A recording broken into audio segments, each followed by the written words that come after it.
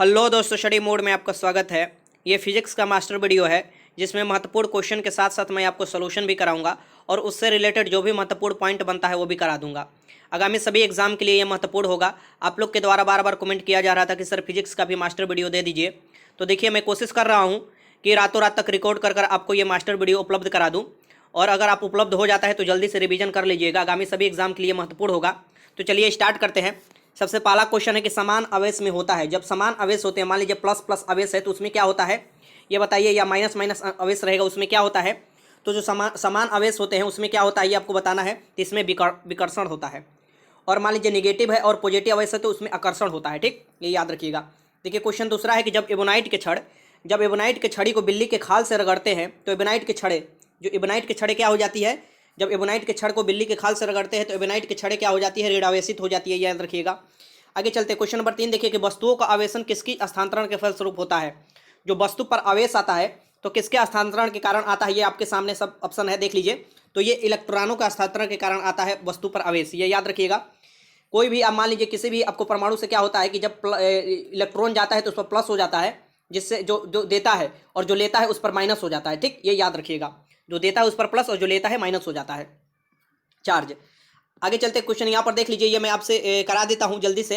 महत्वपूर्ण जो मात्रक आता है क्वेश्चन पूछ देता है या मात्रक से रिलेटेड। तो यहाँ पर देखिए जो आपको विद्युत आवेश का मात्रक ये कुलम्ब है, जिसे सी से इंडिकेट करते हैं। जल्दी जल्दी मैं करा देता हूँ, काफी कम समय बचा हुआ है। विद्युत विभव का जो मात्रक ये वोल्ट होता है, विभवांतर का भी मात्रक वोल्ट ही होता है। और विद्युत धारिता का जो मात्रक होता है ये फैराडे होता है, ये याद रखिएगा। और विद्युत धारा का जो मात्रक होता है यहाँ पर देखिए ये एम्पियर होता है, एम्पियर में मापा जाता है। और विद्युत जो अब प्रतिरोध है इसका जो होता है ये ओम होता है, ओम। ठीक, ऐसे आपको होता है। ठीक, विशिष्ट प्रतिरोध का जो होता है ओम मीटर होता है विशिष्ट प्रतिरोध का, ये भी याद रखिएगा। और विद्युत चालकता के मात्रक जो होता है ये देखिए इसको मोह बोला जाता है, मोह। ठीक, मोह बोला जाता है। या इसका भी एक और ये होता है, देखिए ये वाला देख लीजिएगा, 1/, आपको ये होता है। ठीक, जो आपको ओम का मात्रक होता है, प्रतिरोध का 1/, प्रतिरोध हो जाता है तो 1/, आपको ओम वाला आपको इंडिकेशन आ जाता है ऐसे, और वो जाएगा तो ऐसे माइनस में ऊपर चला जाता है, देख लीजिए यहाँ पर। विशिष्ट चालकता, देखिए विशिष्ट चालकता का जो मात्रक होता है वो यहाँ पर दिया हुआ है, इसका याद रख लीजिएगा, सीमेन। सीमेन इसका मात्रक याद रखिएगा, सीमेन मीटर। आपको सीमेन बाई मीटर यहाँ पर देख सकते हैं दिया हुआ है सब, या मोह मीटर ये होता है। देखिए विद्युत शक्ति का जो मात्रक होता है ये वाट होता है। ठीक, डब्ल्यू द्वारा इंगित किया जाता है। महत्वपूर्ण संबंध देख लीजिए, कुछ संबंध जो है ये फार्मूला बेसिस क्वेश्चन देगा तो आप बना लीजिएगा।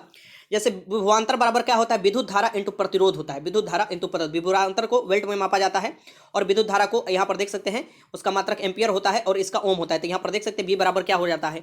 और विद्युत शक्ति को अगर माप, यहाँ पर विद्युत शक्ति बराबर क्या होता है, विभवांतर इंटू विद्युत धारा, विभवांतर इंटू विद्युत धारा हो जाता है। तो डब्ल्यू से विद्युत शक्ति होता है, यहाँ पर देखिए वोल्ट और एम्पियर हो जाता है यहाँ पर।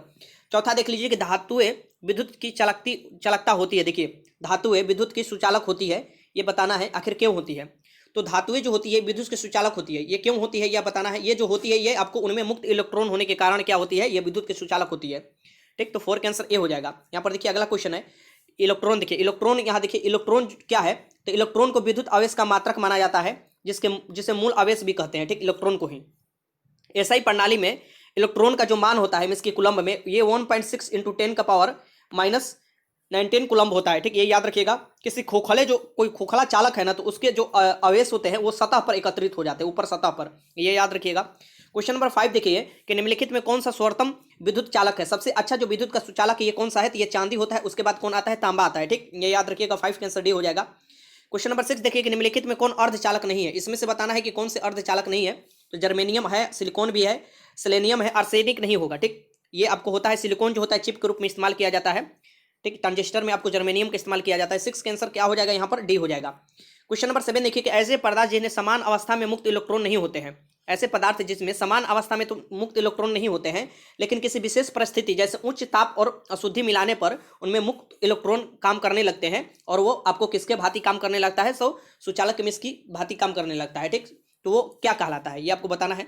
तो वो जो कहलाता है ये कहलाता है अर्धचालक। अर्धचालक में आपको कोई अशुद्धियां या आपको ताप में परिवर्तन करने पर वो चालक की भांति काम करने लगता है। ठीक, 7 का आंसर क्या हो जाएगा, डी हो जाएगा। यहाँ पर देखिए चालक किसे कहते हैं, सबसे पहले चालक कंडक्टर। देखिए यहाँ पर वो बस वाला कंडक्टर नहीं, ये याद रखिएगा। वो पदार्थ जो अपने अंदर से आवेश को आसानी से प्रवाहित होने देता है चालक कहलाता है। जैसे ठोस पदार्थों की विद्युत चालकता उनमें मौजूद मुक्त इलेक्ट्रॉनों की संख्या पर निर्भर करती है। ठीक, धातुओं में यह संख्या बहुत अधिक 10 के पावर 29 घन मीटर होती है। सबसे अधिक विद्युत चालक वाला चांदी है, फिर उसके बाद तांबा, सोना, एल्युमिनियम होती है। ठीक, ये याद रखिएगा, सबसे अधिक जो विद्युत की चालक है चांदी है, और ये डायरेक्ट क्वेश्चन आपके एग्जाम में आ सकता है। ठीक, यहाँ पर देखिए सभी धातुएं, लोहा, चांदी, अम्लीय, जलीय, विलयन, जीवों के शरीर, पृथ्वी, ये विद्युत के चालक पदार्थ होते हैं। मीन्स इसे चालक होते हैं, ये याद रखिएगा कि ताप बढ़ाने पर चालक पदार्थ का प्रतिरोध क्या होता है, बढ़ता है। अगर चालक पर ताप बढ़ाते हैं तो प्रतिरोध बढ़ता है, जिससे उनकी चालकता क्या होती है, घटता है। तो ताप बढ़ाइएगा तो प्रतिरोध बढ़ेगा, लेकिन चालकता क्या होती है, घटता है। ठीक, अचालक पदार्थ या कुचालक जिसे बोला जाता है। ठीक, ये देख लीजिए, वे सभी पदार्थ जिसके अंदर से आवेश प्रवाहित नहीं होने देते हैं कुचालक कहलाते हैं, जो अपने अंदर से आवेश प्रवाहित नहीं होने देते, जैसे सूखी लकड़ी, ठीक, अशुद्ध जल, कांच, एबोनाइट, रेशम, चीनी, मिट्टी, अधिकांश ये वस्तुएं अधातु के रूप में होती है। ठीक, शीशा भी। अब यहाँ पर देखिए अर्धचालक किसे कहते हैं, अर्धचालक किसे कहते हैं, यहाँ पर देख लीजिए। तो अर्धचालक ऐसे पदार्थ भी होते हैं जो समान परिस्थिति में आवेश प्रवाहित नहीं होने देते हैं, समान परिस्थिति में। ठीक, लेकिन कुछ विशेष परिस्थिति, जैसे कि उसमें उच्चतम तापमान किया जाए या कोई अशुद्धि मिलाने पर चालक की तरह वो व्यवहार करने लगते हैं, ऐसे पदार्थ को क्या कहते हैं हम लोग, ऐसे पदार्थ को कहा जाता है सेमीकंडक्टर में, इसके अर्धचालक कहा जाता है। ठीक, ये याद रखिएगा, आवेश प्रवाहित होने लगते हैं, ऐसे पदार्थ को अर्धचालक करते हैं। अर्धचालक पदार्थों की चालकता ताप बढ़ाने के साथ बढ़ती है। यहाँ पर देखिए अर्धचालक की अगर चालकता है ये ताप बढ़ाने से बढ़ती है, वहीं चालक आपको देखिएगा कि चालक में ताप बढ़ाइएगा तो चालकता घटती है, ये याद रखिएगा। तथा ताप घटाने पर अर्धचालक की क्या होती है, चालकता घटती है। परम शून्य ताप पर अर्धचालक कुचालक की तरह व्यवहार करता है। ठीक, परम शून्य ताप पर जो अर्धचालक है ये कुचालक के रूप में व्यवहार करता है। ठीक, -273 डिग्री जो परम शून्य ताप मैंने बताया था आपको। जैसे सिलिकॉन, देखिए यहाँ पर देखिए सिलिकॉन, जर्मेनियम, ये कार्बन, यहाँ पर सेलेनियम, ये जो भी होता है ये आपको एग्जाम्पल के थ्रू पर ये अर्धचालक के रूप में होते हैं। विद्युत उपकरणों में प्रयुक्त होने वाले ट्रांजिस्टर अर्धचालक के बनाए जाते हैं, किसका, तो जर्मेनियम का बनाया जाता है। और चिप जो होते हैं ना वो आपको किसका बनाए जाते हैं, तो वो सिलिकॉन का बनाया जाता है। ठीक, और या तो सोलर पैनल में भी सिलिकॉन का ही उपयोग होता है। देखिए जो भी बोल रहा हूँ ये एक एक पॉइंट आप याद रखते रहिएगा, बस रिवीजन के तौर पर जो मैं बोल रहा हूँ, ठीक, उसे याद कर लीजिएगा। ये महत्वपूर्ण बोल रहा हूँ, इसे इग्नोर मत कीजिएगा। यहाँ पर देखिए अति चालक वे पदार्थ होते हैं जो निम्न ताप पर अधिक चालक हो जाते हैं। अति चालक किसे कहते हैं, जो निम्न ताप पर क्या हो जाते हैं, अधिक चालक हो सकते हैं। डायरेक्ट ये क्वेश्चन दे सकता है, अति चालक किसे कहते हैं, जो निम्न ताप पर अधिक चालक हो जाते हैं। निम्न ताप पर इनका विद्युत प्रतिरोध बिल्कुल न के बराबर हो जाता है, विद्युत प्रतिरोध होता है जो कि न के बराबर हो जाता है। ये बिना किसी ऊर्जा ह्रास के विद्युत प्रवाह करने लगते हैं, ये याद रखिएगा। धातुओं में आवेश के प्रवाह, मुक्त इलेक्ट्रॉन के प्रवाह के कारण तथा द्रव और गैसों में ये आयन, जो द्रव होता है, गैस होता है, उसमें आयन के प्रवाह के कारण, ये घन या ऋण के प्रवाह के कारण होता है, ये याद रखिएगा कभी भी। ठीक, क्वेश्चन नंबर 8 देख लेते हैं। अब यहाँ से क्वेश्चन नंबर 8 है, देखिए क्वेश्चन नंबर 8 क्या कह रहा है कि ताप बढ़ाने से चालक पदार्थ की विद्युत प्रतिरोध और विद्युत चालकता पर क्या प्रभाव पड़ता है। तो मैंने बताया था कि ताप बढ़ाने पर जो चालक पदार्थ है, कंडक्टर है, उसके जो विद्युत प्रतिरोध है और विद्युत चालकता है, इस पर क्या प्रभाव पड़ता है। सबसे पहले ऑप्शन सब देख लीजिए आप, इसका आंसर क्या हो जाएगा, इसका आंसर हो जाएगा विद्युत प्रतिरोध। तो आपको ताप बढ़ाइएगा तो बढ़ेगा, लेकिन आपको विद्युत चालकता क्या हो जाती है, घटती है, ये याद रखिएगा। आगे चलते हैं। क्वेश्चन नंबर 9 है कि इलेक्ट्रॉनिक करंट का यूनिट निम्नलिखित में से कौन होता है। तो इलेक्ट्रॉनिक करंट का जो यूनिट होता है इसमें से कौन होता है, ये सभी लोग जानते होंगे, एम्पियर होता है। ठीक, ऐसे इसे इंडिकेट किया जाता है। क्वेश्चन नंबर 10 है कि प्रवर्ती धारा को दिष्ट धारा में किसके द्वारा बदला जाता है। तो प्रवर्ती धारा को दिष्ट धारा में बदला जाता है, ये बताना है किसके द्वारा, तो ये बदला जाता है रेक्टिफायर द्वारा, ये याद रखिएगा। आगे चलते हैं। विद्युत धारा देख लीजिए, विद्युत धारा से संबंधित क्वेश्चन जो आते हैं यहाँ से मैं आपको करा देता हूँ। देखिए थोड़ा वीडियो लंबा होगा, लेकिन मैं भी कोशिश कर रहा हूँ, क्योंकि खांसी और सर्दी के कारण आवाज़ भी थोड़ा डिफरेंट आ रहा होगा और बीच बीच में कुछ होगा भी, तो उसे मैनेज आप करते रहिएगा। क्योंकि आप लोग के द्वारा बार बार कमेंट आ रहा था, तो मैंने सोचा कि एक वीडियो दे ही देता हूं, और बार बार फिर कमेंट कीजिएगा तो फिर सेकंड वाला भी वीडियो रिलीज करना पड़ेगा। क्योंकि ये जितना भी मैं चैप्टर करा रहा हूं, या तो ये 12th में आपको पढ़ने को मिलेगा या 10th में पढ़ने को मिलेगा। 9th और 11th में जो पढ़ने को बेसिक चैप्टर मिलेगा वो मैं नहीं करा रहा हूँ, मैं सोच रहा हूँ कि वो आप किए होंगे। ठीक, ये याद रखिएगा। यहाँ पर देखिए, किसी चालक के अनुप्रस्थ काट के क्षेत्रफल से प्रति सेकंड प्रवाहित होने वाली आवेश की मात्रा विद्युत धारा कहलाती है। ठीक, ये याद रखिएगा। विद्युत धारा क्या है, विद्युत धारा एक अदिश राशि है, जबकि इसके परिमाण और दिशा दोनों होते हैं, फिर भी यह क्या है, अदिश राशि है, ये याद रखिएगा। क्योंकि यह सदिशों के जोड़ के त्रिभुज का नियम पालन नहीं करती है, इसलिए ये आपको अदिश राशि है। इसे आई से प्रदर्शित किया जाता है विद्युत धारा को। विद्युत धारा क्या होती है, तो विद्युत आवेश बटा में समय, विद्युत आवेश को कूलम में और समय आपको समय को सेकंड में मापा जाता है। तो विद्युत धारा के ऐसा ही मात्रक एम्पियर होता है। तो एम्पियर बराबर क्या होता है, 1 कूलम बटा में 1 सेकंड। ठीक, विद्युत धारा दो प्रकार की होती है, ये याद रखिएगा। कौन कौन, तो दिष्ट धारा एक होती है। दिष्ट धारा किसे कहते हैं, जब विद्युत धारा केवल एक ही दिशा में प्रवाहित होती है तो उसे हम लोग दिष्ट धारा कहते हैं, एक दिशा में सिर्फ प्रवाहित होती है। तो जैसे विद्युत सेल हुआ, विद्युत जनित्र से प्रवाहित होने वाली धारा, ये सभी दिष्ट धारा कहलाती है। ठीक, प्रवर्ती धारा, अल्टरनेटिव करंट, ये कौन सी करंट आपको कहलाती है, कैसे, तो प्रवर्ती धारा वो धारा होती है जो दिशा और परिणाम एक निश्चित समय के बाद बदलती रहती है, वो प्रवर्ती धारा कहलाती है। जैसे घरों में लगा पंखा, घरों में लगा पंखा, हीटर, प्रवर्ती धारा के विद्युत धारा जो यहाँ पर देखिए प्रवाहित होने वाली जो विद्युत धारा है, ये सभी प्रवर्ती धारा होते हैं। पंखा, विद्युत हीटर हुआ, आप ये सब ये याद रखिएगा, बल्ब हुआ। 11 नंबर देखिए कि एक आदर्श वोल्ट मीटर का प्रतिरोध होता है। कोई आदर्श वोल्ट मीटर है, इसका प्रतिरोध कितना होगा ये आपको बताना है। बहुत वीवीआई क्वेश्चन है। इसका जो असीमित होगा मीन्स की अनंत या असीमित देगा, ये हो जाएगा आदर्श वोल्ट मीटर का प्रतिरोध। ये याद रखिएगा। यहाँ पर देखिए अमीटर, अमीटर किसे कहते हैं? सबसे पहले अमीटर से संबंधित क्वेश्चन आ जाएगा। यहाँ पर देखिए अमीटर का प्रयोग होता है जो विद्युत धारा की तीव्रता मापने के लिए, विद्युत धारा की तीव्रता मापने के लिए अमीटर का प्रयोग किया जाता है। इसको कैसे बनाया जाता है तो देखिए यहाँ पर जो गैल्वेनोमीटर में एक अत्यंत कम प्रतिरोध का शंट लगाकर, ठीक, ये अत्यंत कम प्रतिरोध का शंट लगाकर ये अमीटर का निर्माण किया जाता है। और अमीटर को किसी विद्युत परिपथ में श्रेणी क्रम में लगाया जाता है। ठीक, अमीटर को किसी विद्युत परिपथ में श्रेणी क्रम में, ये याद रखिएगा। यह एक आदर्श अमीटर का प्रतिरोध क्या होता है? ऑलवेज शून्य होता है। एक आदर्श जो अमीटर होता है उसका प्रतिरोध ऑलवेज शून्य होता है, ये याद रखिएगा। इसे श्रेणी क्रम में लगाया जाता है परिपथ में। इसके बाद वोल्ट मीटर, वोल्ट मीटर देख लीजिए क्या होता है। तो ये विद्युत परिपथ में विद्युत विभव को मापन के लिए वोल्ट मीटर का प्रयोग किया जाता है। ठीक, विद्युत विभव के मापन के लिए वोल्ट मीटर का प्रयोग किया जाता है, ये याद रखिएगा। यहाँ पर देखिए ऊपर वाला जो क्वेश्चन था, यहाँ पर देखिए ये क्या था, ये देखिए यहाँ पर ये क्वेश्चन जो मैंने आपको कराया, यहाँ पर नीचे देखिए क्वेश्चन, ऊपर मैंने क्वेश्चन कराया आपको कहीं की जो मापा जाता है, यहाँ पर देखिए। तो ये नहीं, नीचे की तरफ क्वेश्चन मैं आपको कराऊंगा। आदर्श, ये मैंने क्वेश्चन कराया था कि आदर्श वोल्ट मीटर का प्रतिरोध क्या होता है, तो ये असीमित होता है, ये बस मैंने आपको कराया था। अमीटर के बारे में मैं आपको बता दिया। यहाँ पर देखिए ये क्या था, आदर्श वोल्ट मीटर था। ठीक, अब अमीटर के बारे में बता दिया, वोल्ट मीटर के बारे में भी मैंने बता दे रहा हूँ। यहाँ पर देखिए विद्युत परिपथ में विद्युत विभव को मापन के लिए वोल्ट मीटर का प्रयोग किया जाता है। ये विद्युत विभव को मापन के लिए वोल्ट मीटर का प्रयोग किया जाता है। यह एक उच्च प्रतिरोध वाला ग्लेनोमीटर होता है जिसे परिपथ में समानांतर क्रम में लगाया जाता है। तो ये याद रखिएगा। यहाँ पर मैंने क्या बताया, अमीटर में दोनों, इसलिए मैं आपको बार बार दिखा रहा हूँ क्योंकि कंफ्यूजन हो जाता है। जो अमीटर होता है ये क्या कहता है, विद्युत तीव्रता को मापता है, विद्युत धारा की तीव्रता को। ठीक, तो कभी भी ऑप्शन में दे कि विद्युत धारा की तीव्रता को जो होता है, जो मापन करता है वो अमीटर करता है। ठीक, और ये जो जोड़ा जाता है ये आपको श्रेणी क्रम में परिपथ में जोड़ा जाता है। ठीक, और ये गैल्वेनोमीटर में अत्यंत प्रतिरोध के कम प्रतिरोध के शंट लगाकर बनाया जाता है। ठीक, और इसका अमीटर का जो प्रतिरोध होता है ये शून्य होता है। ये चारों पॉइंट याद रखिएगा, एक तो क्वेश्चन बनेगा ही बनेगा यहाँ से। और वोल्ट मीटर देखिए, यहाँ से वोल्ट मीटर में मैंने क्या बताया कि ये आपको क्या जोड़ा जाता है, तो उच्च प्रतिरोध लगाकर श्रेणी क्रम में जोड़ा जाता है।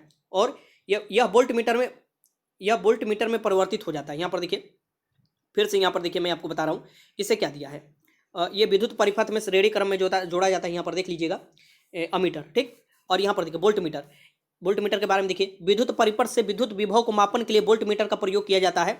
यह उच्च प्रतिरोध वाला गैल्वेनोमीटर होता है जिसे परिपथ में समानांतर में लगाया जाता है। यहाँ पर देखिए परिपथ में समानांतर में लगाया जाता है। ठीक, यह एक आदर्श वोल्ट मीटर का प्रतिरोध अनंत होता है। यहाँ पर देखिए क्वेश्चन आ गया, एक आदर्श वोल्ट मीटर का जो प्रतिरोध होता है ये क्या होता है, अनंत होता है, जिसे गैल्वेनोमीटर की कुंडली में उच्च प्रतिरोध का श्रेणी क्रम में जोड़ने पर यह वोल्ट मीटर की परिवर्तित हो जाता है। ठीक, तो यहाँ पर ध्यान से देखने वाली कि जो गैल्वेनोमीटर है इसके कुंडली में उच्च प्रतिरोध का तार, यहाँ पर देखिए उच्च प्रतिरोध के तार श्रेणी क्रम में जोड़ने पर यह वोल्ट मीटर बनता है। ठीक, ये याद रखिएगा। और ऊपर के मैंने बताया अमीटर में कि गैल्वेनोमीटर में कम प्रतिरोध का तार जब जोड़िएगा तो वो अमीटर बनता है, लेकिन यहाँ पर उच्च प्रतिरोध का तार जोड़िएगा तो वो वोल्ट मीटर में परिवर्तित हो जाता है, ये ध्यान में रखिएगा। और जो वोल्ट मीटर परिपथ में जोड़ा जाता है ये आपको समानांतर क्रम में लगाया जाता है, ये भी याद रखिएगा। आगे चलते हैं। क्वेश्चन नंबर 12 है कि किसी परिपथ में एक बिंदु पर मिलने वाली धाराओं का बीजीय योग क्या होता है।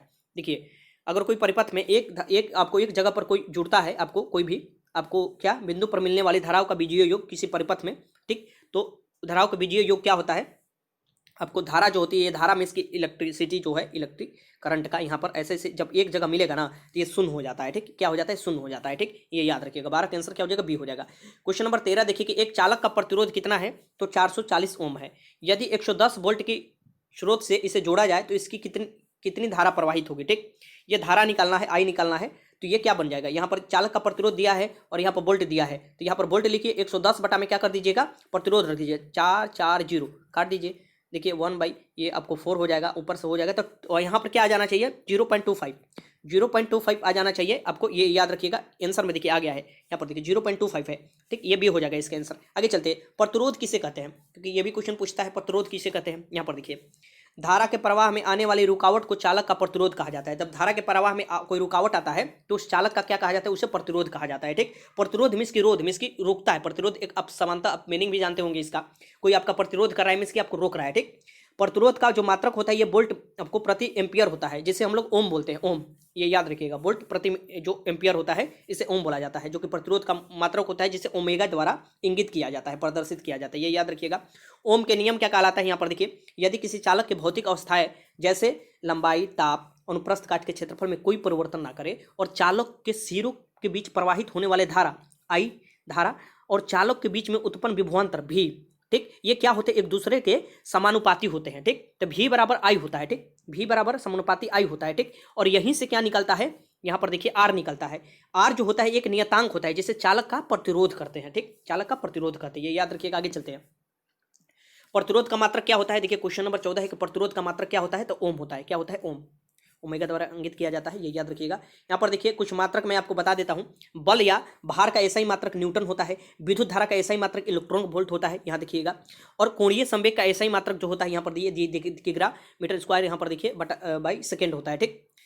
कार्य या ऊर्जा का मात्रक जूल होता है, ये तो आप सभी लोग जानते होंगे। बेसिक पहले आपको चैप्टर जो पढ़ना है मात्रक जो कि फिजिक्स में, वो मैं अभी नहीं कराया हूँ, ठीक। आपको मैं 10th और 12th वाला जो है वो करा रहा हूँ, क्योंकि यहाँ से सबसे ज़्यादा क्वेश्चन आता है। अगर समय मिलेगा तो मैं वो भी करा दूंगा, ठीक। यहाँ पर देखिए शक्ति का ऐसा ही मात्रक वाट होता है, चुंबकीय प्रेरण का ऐसा ही मात्रक टेस्ला या वेबर मीटर क्यूब होता है, ये मीटर स्क्वायर होता है, माफ कीजिएगा, ये होता है, ठीक। पृष्ठीय आपको तनाव देखिए, पृष्ठीय तनाव का ऐसा ही मात्रक क्या होता है, न्यूटन प्रति मीटर होता है, यहाँ पर याद रखिएगा पृष्ठीय तनाव का, ठीक। कोणीय वेग का ऐसा ही मात्रक रेडियन प्रति सेकंड होता है। प्रतिरोध का ऐसा ही मात्रक ओम होता है, ये भी याद रखिएगा। आवेश का ऐसा ही मात्रक कूलम्ब होता है। ज्योति तीव्रता का ऐसा ही मात्रक कंडेला होता है, ये याद रखिएगा। विद्युत धारा का ऐसा ही मात्रक एम्पियर होता है, ठीक। आगे चलते हैं। ताप का ऐसा ही मात्रक केल्विन होता है, यहाँ पर देख सकते हैं। ज्योति फ्लक्स, ये क्वेश्चन बहुत वीवीआई है। ज्योति फ्लक्स का जो ऐसा ही मात्रक होता है लूमेन होता है, ठीक। चुंबकीय फ्लक्स का ऐसा ही मात्रक जो होता है वेबर होता है। तरंगधार का ऐसा ही मात्रक एंगस्ट्रॉम होता है, ये याद रखिएगा। विशिष्ट उष्मा का ऐसा ही मात्रक जो होता है ये जूल प्रति किलोग्राम होता है, केल्विन, ये याद रखिएगा यहाँ पर। विभवांतर का ऐसा ही मात्रक जो होता है ये वोल्ट होता है, ये भी याद रखिएगा। लेंस की जो क्षमता मापा जाता है ये डायोप्टर में मापा जाता है, ये याद रखिएगा। प्रदीप्त घनत्व का ऐसा ही मात्रक जो होता है प्रदीप्त घनत्व का लक्स में मापा जाता है, लक्स, ठीक, ये याद रखिएगा। घरों में लगे पंखे बल्ब आदि लगे होते हैं, जो घरों में लगे पंखे बल्ब आदि होते हैं ये किस क्रम में लगे होते हैं, ये आपको बताना है। तो ये आपको बताना है, आपके सामने क्वेश्चन है। तो घर में जो पंखा उंखा लगा रहता है ना, पंखा या बल्ब जो लगे रहते हैं ये आपको समानांतर क्रम में लगते हैं, ठीक, समानांतर क्रम। तो 5 का आंसर सी हो जाएगा। अब देखिए ये जो क्रम समझाया से आपको सजाया जाता है, प्रतिरोध का संयोजन किया जाता है, ये कैसे किया जाता है, ये 2 प्रकार के किया जाता है। कौन कौन, तो ये एक श्रेणीक्रम संयोजन होता है। प्रतिरोध का क्या होता है, श्रेणीक्रम, ठीक। इसमें क्या होता है कि प्रतिरोध के श्रेणीक्रम संयोजन में तुल्य प्रतिरोध का मान अलग अलग प्रतिरोधों के योग के बराबर होता है। मीन्स की मेन मान लीजिए प्रतिरोध ये है, तो अलग अलग जो प्रतिरोध होगा उसको जोड़ दीजिए, बस उसके बराबर हो जाता है, ठीक। ये आपको क्या कहलाता है, श्रेणीकर आपको संयोजन कहलाता है। यहाँ पर देखिए श्रेणीकर में तुल्य प्रतिरोध का मान बड़ा होता है। जो मेन आपको प्रतिरोध आएगा आपको आर, उसका ऑलवेज बड़ा होता है। अर्थात अधिकतम प्रतिरोध का मान प्राप्त करने के लिए प्रतिरोधों को क्या करना चाहिए, श्रेणीक्रम में जोड़ना चाहिए। अगर आपको अधिकतम प्रतिरोध प्राप्त करना है तो प्रतिरोधों को श्रेणीक्रम में जोड़ देना चाहिए। इससे सभी चालकों के मध्य समान प्रबलता की विद्युत धारा प्रवाहित होती है, ये याद रखिएगा। इसे किस लिए जोड़ा जाता है कि सभी चालकों के मध्य में समान प्रबलता की विद्युत धारा प्रवाहित की जाती है, ठीक। और विभवांतर जो होते हैं ये अलग अलग प्रतिरोध के लिए अलग अलग होते हैं, ये भी याद रखिएगा, लेकिन विद्युत धारा समान होती है। यहाँ पर देखिए प्रतिरोध के समानांतर करण संयोजन, समानांतर करण संयोजन क्या कहलाता है, तो प्रतिरोध के समानांतर करण संयोजन तुल्य प्रतिरोध के व्युत्क्रम के उन सभी प्रतिरोध के व्युत्क्रम के योग होता है। जैसे मान लीजिए फाइनल जो प्रतिरोध निकालना है ये कैसे हो जाएगा, 1/R1 plus 1/R2 plus 1/R3, ये आपको क्या होता है, श्रेणी क्रम संयोजन में होता है, ठीक, ये याद रखिएगा। प्रतिरोधक के समानांतर श्रेणी, माफ कीजिएगा समानांतर क्रम कौन, तो 1/R बराबर 1/R1 प्लस 1/R1, ये आपको समानांतर क्रम में आता है, ठीक। जो अब याद रखिएगा प्रतिरोधों के समानांतर क्रम संयोजन में तुल्य प्रतिरोध का मान प्रत्येक प्रतिरोध के मान से कम होता है, ठीक, ये ऑलवेज याद रखिएगा। जो फाइनल प्रतिरोध है ना, ये जो निकलेगा ना, ये सभी के जोड़ के प्रतिरोध से ऑलवेज कम निकलेगा, ठीक, क्योंकि 1/, में हो रहा है, देख सकते हैं रेसिप्रोकल में हो रहा है, तो ये कम निकलता है। इस संयोजन के सभी प्रतिरोध के सिरों के उत्पन्न विभवांतर का मान क्या होता है, समान होता है। सभी प्रतिरोध के जो सिरों में विभवांतर का मान इसमें क्या होता है, समान होता है, लेकिन विद्युत धारा इसमें क्या होती है, अलग अलग होती है, ठीक। तो यही तो अंतर होता है ना, श्रेणी क्रम में जोड़िएगा तो विद्युत धारा सेम होती है लेकिन विभवांतर अलग अलग होता है। लेकिन यहाँ पर क्या हो जाता है, समानांतर क्रम में विभवांतर आपको अलग अलग हो जाता है, नहीं विभवांतर समान हो जाता है और विद्युत धारा अलग अलग हो जाती है, ठीक। तो कंफ्यूजन नहीं होना चाहिए, ठीक। क्वेश्चन नंबर 16 देखिए, किसी चालक के सिरों के बीच विभवांतर उसमें बहने वाली धारा के समानुपाती होता है, यह नियम कौन बताता है, ठीक। किसी चालक के सिरों के बीच जो विभवांतर है, बीच विभवांतर उसमें बहने वाली धारा के समानुपाती होता है, इसकी I बराबर V होता है, ये क्या बताता है, तो अभी ने नियम बताए थे आपको, किसका नियम, तो ओम के नियम। तो इसका आंसर क्या हो जाएगा, डी हो जाएगा। देखिए कुछ बोलने में अगर जल्दीबाजी में कुछ त्रुटि होता है तो मैं उसे सुधार भी लेता हूँ, ठीक। अगर आपको भी लगे तो उसे आप सुधार दीजिएगा, कमेंट में आपको सुधार सकते हैं। अब यहाँ पर मैं आपको बता दूँ, क्योंकि आपको ज़्यादा अगर लगे कि स्पीड में हम बोल रहे हैं तो यूट्यूब फंक्शन देता है कि स्लो कर सकते हैं वीडियो ऊपर जाकर, तो स्लो कर लीजिएगा वीडियो और देख सकते हैं। अगर स्लो लगेगा तो फास्ट कर लीजिएगा। यहाँ पर देखिए विशिष्ट प्रतिरोध का एसआई मात्रक क्या होता है, विशिष्ट प्रतिरोध का जो एसआई मात्रक होता है ये आपको बताना है। तो ये जो होता है ओम मीटर होता है, ठीक। ये याद रखिएगा। अब यहाँ पर देखिए विशिष्ट प्रतिरोध किसे कहते हैं, तो यहाँ पर देखिए विशिष्ट प्रतिरोध किसी चालक का प्रतिरोध चालक की लंबाई के समानुपाती होता है। सबसे महत्वपूर्ण वीवीआई क्वेश्चन जो होता है, प्रतिरोध जो होता है ये चालक की लंबाई के समानुपाती होता है, ठीक। और चालक के अनुप्रस्थ क्षेत्रफल जो होता है उसके व्युत्क्रमानुपाती क्रमानुपाती होता है। तो इसका मतलब क्या हुआ कि जो प्रतिरोध है ये लंबाई के समानुपाती होता है, ठीक। ये एल मान लीजिए लंबाई है, ठीक, और जो क्षेत्रफल होता है उसके व्युत्क्रमानुपाती होता है, ये याद रखिएगा, ठीक। रो जो होता है, रो ना एक नियतांक होता है जिसे चालक का विशिष्ट प्रतिरोध कहा जाता है। यहाँ पर देखिए इसे रो पढ़ा जाता है। यहाँ पर देखिए विशिष्ट प्रतिरोध का जो मात्रक होता है ओम मीटर होता है। विशिष्ट प्रतिरोध का मात्रक ओम मीटर होता है। किसी चालक का प्रतिरोध उसमें विशिष्ट प्रतिरोध के यहाँ पर ये देखिए ये जरूरी नहीं, यहाँ पर देखिए यहाँ से जरूरी है। चांदी का विशिष्ट प्रतिरोध सबसे कम होता है, ठीक, इसलिए इसकी चालकता हो सबसे अधिक होती है, ठीक। विशिष्ट प्रतिरोध सबसे कम होता है और चालकता सबसे अधिक होती है, इसलिए विद्युत धारा की सबसे अच्छी चालक होती है। इसके बाद तांबा, सोना, एल्युमिनियम के स्थान आता है, ठीक। 18 देखिए एक तार की लंबाई, देखिए आ गया क्वेश्चन, एक तार की लंबाई एल मीटर है, तार को खींचकर इसको डबल कर दिया जाता है, तो आपको एल कर दिया जाता है मीटर में, तब तार का प्रतिरोध हो जाएगा। तो क्या हुआ, एल के क्या होता है, प्रतिरोध क्या होता है, एल के आपको समानुपाती होता है, मीन्स की लंबाई के समानुपाती, तो क्या हो जाएगा, दुगना हो जाएगा पहले से, क्योंकि लंबाई दुगना हो रहा है तो ये भी दुगना होगा। यही क्षेत्रफल होता तो आपको क्या हो जाता है, अनुक्रमपाती होता है तो ऑलवेज है घटता। यहाँ पर देखिए क्वेश्चन, यहाँ पर देखिए 19 है, क्वेश्चन नंबर 19 क्या कर रहा है कि एक कार बैटरी में प्रयुक्त अपघट्ट है, एक कार बैटरी में जो प्रयुक्त अपघट्ट का इस्तेमाल किया जाता है ये कौन सा है, तो इसका सल्फ्यूरिक अम्ल का, ये तो क्वेश्चन पहले भी मैंने कराया था, सल्फ्यूरिक अम्ल का इस्तेमाल किया जाता है।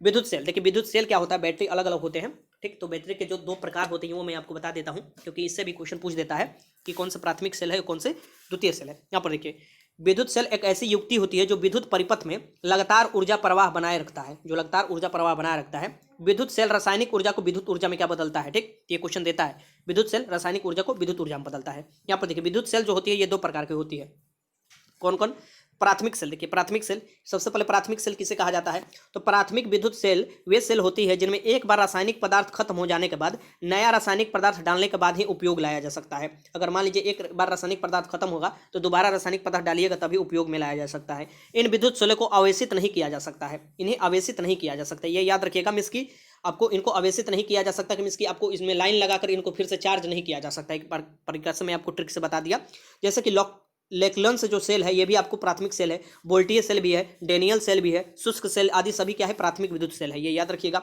अब द्वितीय सेल, जो प्राथमिक सेल है ना इसका एक ही बार उपयोग होता है, ये याद रखिएगा। और द्वितीय जो सेल है ना, द्वितीय सेल, यहाँ पर देखिए द्वितीयक, ये सेल जिनको उपयोग के बाद पुनः उपयोग में लाया जा सकता है। कैसे लाया जाता है, तो इनमें देखिए, इनमें एक बार निरावेशित होने के बाद पुनः इन्हें रिचार्ज किए में लिया जा सकता है। अगर एक बार आवेश खत्म हो जाता है तो पुनः इन्हें आवेशित कर रिचार्ज कर लिया जा सकता है उपयोग में। इन सेलों में विद्युत ऊर्जा को रासायनिक ऊर्जा में संचय होने के कारण द्वितीयक सेलों को संचायक सेल भी कहा जाता है, ठीक। इनमें कैसे ऊर्जा संचित होता है, तो विद्युत ऊर्जा को रासायनिक ऊर्जा में संचय होने के कारण ही इन्हें द्वितीयक सेलों के संचायक सेल भी कहा जाता है, ये याद रखिएगा। जैसे कि सीसा संचायक सेल, निफे सेल, क्षारीय सेल, इन सभी का उदाहरण है द्वितीय सेल का। ये महंगे और भारी भी होते हैं और विद्युत वाहक बल प्रदान करते हैं, ये याद रखिएगा। आगे चलते हैं, क्वेश्चन नंबर 20 देखिए, शुष्क सेल कैसा सेल है, ये आपको बताना है। क्वेश्चन नंबर 20 है आपके सामने है, शुष्क सेल कैसा सेल है, तो ये आपको प्राथमिक सेल है। आगे चलते हैं, क्वेश्चन नंबर 21 देखिए कि लोहे के ऊपर जिंक की परत चढ़ाने को क्या कहते हैं। तो लोहे के ऊपर जब जिंक की परत चढ़ाया जाता है तो इसे क्या कहा जाता है, ये आपको बताना है। तो ये गैल्वेनाइजेशन कहलाता है, ठीक, गैल्वेनाइजेशन कहलाता है, लोहे के ऊपर आपको जिंक की परत चढ़ाता है। तो ये बहुत वीवीआई क्वेश्चन है, डायरेक्ट आ सकता है, याद रख लीजिएगा। क्वेश्चन नंबर 22 है कि विद्युत फ्यूज में इस्तेमाल किए जाने वाला पदार्थ टीन और सीसा का एक मिश्र धातु होता है। तो सबसे पहले ये याद रखिएगा, जो विद्युत का फ्यूज होता है ये टीन और सीसा के बनता है, ठीक, ये याद रखिएगा। ये मिश्र धातु होता है, इसका क्या गुण होता है, गुण क्या होता है, तो इसका गुण जो होता है निम्न विशिष्ट प्रतिरोध होता है और निम्न गलनांक होता है, ठीक, निम्न विशिष्ट प्रतिरोध और निम्न गलनांक होता है। 22 के आंसर सी हो जाएगा। फ्यूज का सिद्धांत है, फ्यूज किस सिद्धांत पर काम करता है ये आपको बताना है। तो फ्यूज का सिद्धांत क्या है, तो विद्युत का उष्मीय प्रभाव, विद्युत का उष्मीय प्रभाव पर काम करता है, ठीक, 23 के आंसर सी हो जाएगा। फ्यूज तार किससे बनती है, यहाँ पर देखिए क्वेश्चन आ गया 24, जो फ्यूज की तार बनती है किससे बनती है ये बताना है आपको। तो फ्यूज की तार देखिए, ऑप्शन देख लीजिए सारा, तो फ्यूज की जो तार बनती है ये टीन और सीसा की मिश्र धातु है, ठीक, ये याद रखिएगा। आगे चलते हैं, क्वेश्चन नंबर 25 है कि बिजली के बल्ब का फिलामेंट किस तत्व का बना होता है। जो बिजली का बल्ब का फिलामेंट होता है ये टंगस्टन का बना होता है, ये भी याद रखिएगा। 25 का आंसर डी हो जाएगा। क्वेश्चन नंबर 26 है कि बल्ब को तोड़ने पर तेज आवाज होती है। जो बल्ब तोड़ता है, एकाएक टूटता है तो उसमें तेज आवाज होती है, किसके कारण होती है ये आपको बताना है। तो बल्ब को तोड़ने पर तेज आवाज इसलिए होती है क्योंकि बल्ब के अंदर निर्वात होता है और वायु तेजी से अंदर प्रवेश करती है, इसलिए आवाज होती है, ठीक, ये याद रखिएगा। 26 का आंसर ए हो जाएगा। क्वेश्चन नंबर 27 देखिए यहाँ पर कि 100 वाट का 100 वाट वाले एक विद्युत लैंप एक दिन में 10 घंटे का प्रयोग होता है। 100 वाट का एक विद्युत लैंप है, एक दिन में 10 घंटे प्रयोग होता है, ठीक, 10 घंटे प्रयोग होता है। तो विद्युत लैंप द्वारा कितनी यूनिट ऊर्जा प्रयुक्त हुआ, तो ये आपको 10 से गुना कर दीजिए, 1000 यहाँ पर होगा वाट, और 1000 वाट बराबर क्या होता है, 1 यूनिट होता है। ये 1000 वाट बराबर क्या हो जाएगा, यहाँ पर 1 यूनिट हो जाएगा, ये याद रखिएगा। आगे चलते हैं, क्वेश्चन नंबर 18 देखिए कि किलोवाट घंटा किसकी इकाई है। तो किलोवाट घंटा किसकी इकाई है ये आपको बताना है। तो किलोवाट घंटा विद्युत ऊर्जा की इकाई है, ठीक, विद्युत ऊर्जा की, ध्यान रखिएगा, किलोवाट घंटा दे रहा है। क्वेश्चन नंबर 29 है कि तड़िक चालक बनाए जाते हैं, जो तड़िक चालक बनाए जाते हैं ना, जो बिजली को आपको नीचे के जमीन में ले अगर पहुंचा देते हैं, ये तांबे को बनाए जाते हैं, ये याद रखिएगा, तांबे का। आगे चलते हैं, क्वेश्चन नंबर 30 देखिए, क्वेश्चन नंबर 30 है कि शुष्क सेल में निम्नलिखित में किनका विद्युत अपघट्ट के रूप में प्रयोग होता है। तो शुष्क सेल में विद्युत अपघट्ट के रूप में किसका प्रयोग होता है ये आपको बताना है। तो अमोनियम क्लोराइड और जिंक क्लोराइड का उपयोग होता है विद्युत अपघट्ट के रूप में, ये याद रखिएगा, क्वेश्चन पूछता है। तो क्वेश्चन नंबर 31 है कि एकीकृत परिपथ में प्रयुक्त हो अर्धचालक चिप, जो अर्धचालक वाले होते हैं चिप बनते हैं, ये किनके बनते हैं। तो अर्धचालक के रूप में किसके बनते हैं चिप, तो सिलिकॉन के। और जो सौर ऊर्जा में भी सौर प्लेट जो बनाया जाता है उसमें भी सिलिकॉन का उपयोग किया जाता है, ये याद रखिएगा। 31 का आंसर सी हो जाएगा। क्वेश्चन नंबर 32 है, यहाँ पर देखिए कि यदि किसी पारूप पदार्थ का विद्युत प्रतिरोध गिरकर शून्य हो जाता है तो उस पदार्थ को क्या कहते हैं, विद्युत प्रतिरोध। यहाँ पर देखिए मैंने बताया था ना कि आपको ताप एकदम एक करने पर विद्युत प्रतिरोध गिरकर एकदम शून्य हो जाता है और वो अच्छा एक चालक की भांति आपको काम करने लगता है। ये कौन सा पदार्थ कहलाता है ये आपको बताना है। तो ये जो कहलाता है अतिचालक का ये गुण है, ठीक। क्वेश्चन नंबर 33 है कि बिजली के पंखे की गति को बदलने के लिए प्रयुक्त होता है। जो बिजली के बोर्ड आप देखे होंगे लगे होगा और आपके घर में भी एक गोल लगता है ना, ये आपको उसको ऐंठते हैं तो कम बेसी होता है, तो उसे क्या बोला जाता है। जो बिजली के पंखे को आपको कम करता है, गति को कम करता है, उसे क्या बोला जाता है ये आपको बताना है। तो उसे रेगुलेटर बोला जाता है, क्या, रेगुलेटर। क्वेश्चन नंबर 34 देखिए कि एक साबुन का बुलबुला आवेशित किया जाता है तब, एक अगर मानिए साबुन का बुलबुला है उसको आवेशित किया जाता है तो वो क्या होता है, फैलता है, क्या होता है, फैलता है।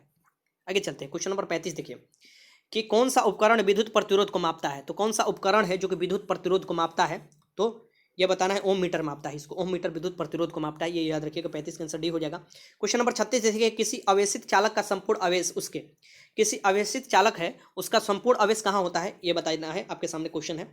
तो वो होता है आपको उसके बाहरी पृष्ठ पर, उसके बाहरी पृष्ठ पर होता है, ठीक, ये याद रखिए। 36 का आंसर बी। क्वेश्चन नंबर 37 देखिए कि अस्थायी चुंबक किस स्थिति में किया जा सकता है। अस्थायी चुंबकन किस स्थिति में किया जा सकता है ये देखिए आपके सामने क्वेश्चन है।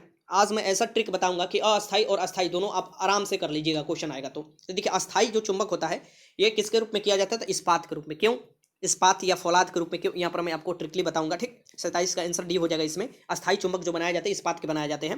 यहाँ पर देखिए चुंबक दो प्रकार के होते हैं, जो ये अस्थायी और अस्थायी होते हैं, ठीक, दो इसकी अस्थायी और अस्थायी होते हैं, या अस्थायी या अस्थायी कहिए, दोनों एक आप बोल सकते हैं। इसकी पहले कोई भी बोलिए उससे क्या फर्क पड़ता है। अस्थायी चुंबक सबसे पहले देखिए, अस्थायी चुंबक किसे कहते हैं, जिसे क्या बोला जाता है, टेम्पोररी आपको मैग्नेट। इसकी अस्थायी, ध्यान से पढ़िएगा, अस्थायी चुंबक नर्म लोहे सॉफ्ट आयरन शीघ्र ही चुंबक बन जाता है। जो नर्म लोहा होता है शीघ्र ही वो चुंबक बन जाता है, ठीक, और शीघ्र ही इसका चुंबकत्व खत्म भी हो जाता है, समाप्त हो जाता है। इसलिए अस्थायी चुंबक बनाने के लिए नर्म लोहे का प्रयोग किया जाता है, ठीक। नाम से ही पता चल रहा है टेम्पोररी। तो ये जो नर्म लोहा होता है सॉफ्ट, वैसे भी सॉफ्ट लोग जल्दी जल्दी बदल जाते हैं, कोई भी इधर उधर पल्ला बदल लेते हैं, ठीक। तो वैसे ही लोहा भी है, आपको जल्दी से चुंबक भी बन जाता है और इसका चुंबक तो जल्दी से समाप्त भी हो जाता है। इसलिए अस्थायी चुंबक बनाने के लिए नर्म लोहे का प्रयोग किया जाता है। उदाहरण के लिए विद्युत घंटी में जो उपयोग होता है वो अस्थायी चुंबक आपको नर्म लोहे, ट्रांसफार्मर में के क्रोड में, डायनोमो में, ये देखिए अस्थायी चुंबक नर्म लोहे के बनाए जाते हैं, ठीक, ये याद रखिएगा।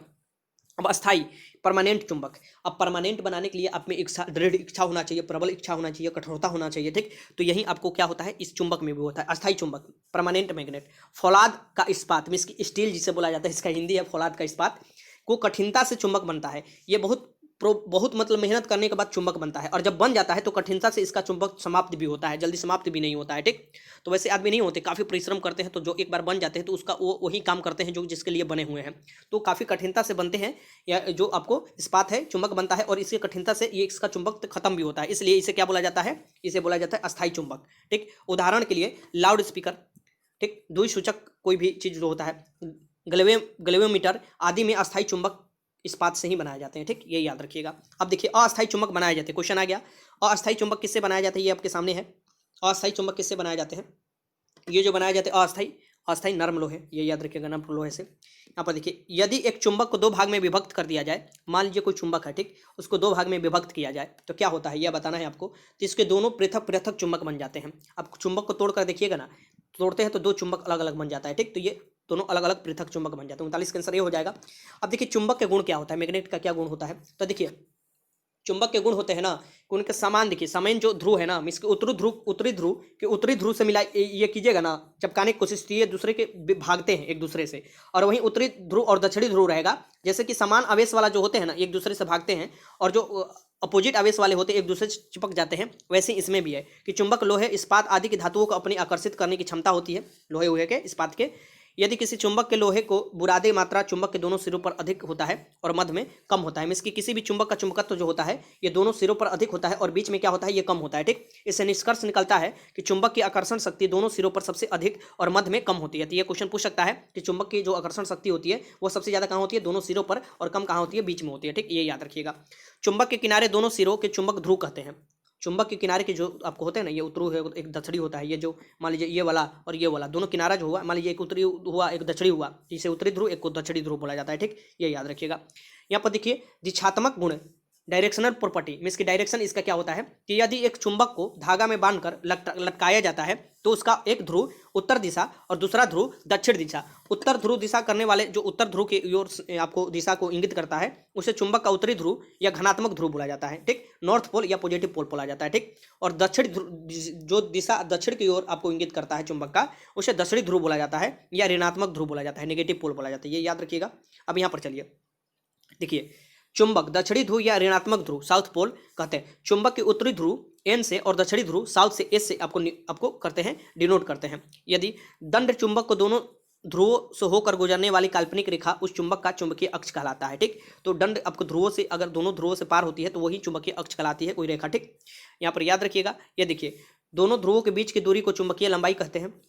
ये जो ध्रुव ये ध्रुव इसके बीच के चुंबकीय लंबाई कहते हैं, ठीक। ये भी याद रखिएगा। अब यहाँ पर क्वेश्चन मैं आपको करा देता हूँ। देखिए ध्रुवों का आकर्षण और प्रतिकर्षण। यहाँ पर देखिए दो चुंबक असमान ध्रुवों इसकी उत्तरी और दक्षिणी ध्रुव अगर होता है तो एक दूसरे को आकर्षित करते हैं, और समान ध्रुव होता है इसकी लाइक ध्रुव इसकी समान ध्रुव होता है, उत्तरी होगा या दक्षिणी तो एक दूसरे को क्या करते हैं, प्रतिकर्षित या विकर्षण करते हैं। ये याद रखिएगा, ठीक। ये आपको कोई भी क्वेश्चन पूछ सकता है। अगर मान लीजिए कोई चुंबक को डोरा से बांध कर लटकाते हैं ना तो उसका ध्रुव जो है उत्तर के वाला उत्तरी ध्रुव और दक्षिण वाला दक्षिण की तरफ ध्रुव इंगित करने लगता है। ये भी आपको पता होना चाहिए, ठीक। अब यहाँ देखिए किसी चुंबक के बीच से तोड़ने पर इसका ध्रुव अलग अलग नहीं होते बल्कि टूटे हुए भाग पुनः चुंबक बन जाते हैं, ठीक। और प्रत्येक भाग में उत्तरी दक्षिणी ध्रुव हो जाता है। एक अकेले चुंबक ध्रुव का कोई अस्तित्व नहीं होता। मान लीजिए कोई कहे कि एक चुंबक है मात्र उसका उत्तरी ध्रुव है, हो ही नहीं सकता। कोई भी चुंबक होगा उसका दो ध्रुव होगा जरूर, एक दक्षिणी ध्रुव और एक उत्तरी ध्रुव होगा, ठीक। ये याद रखिएगा।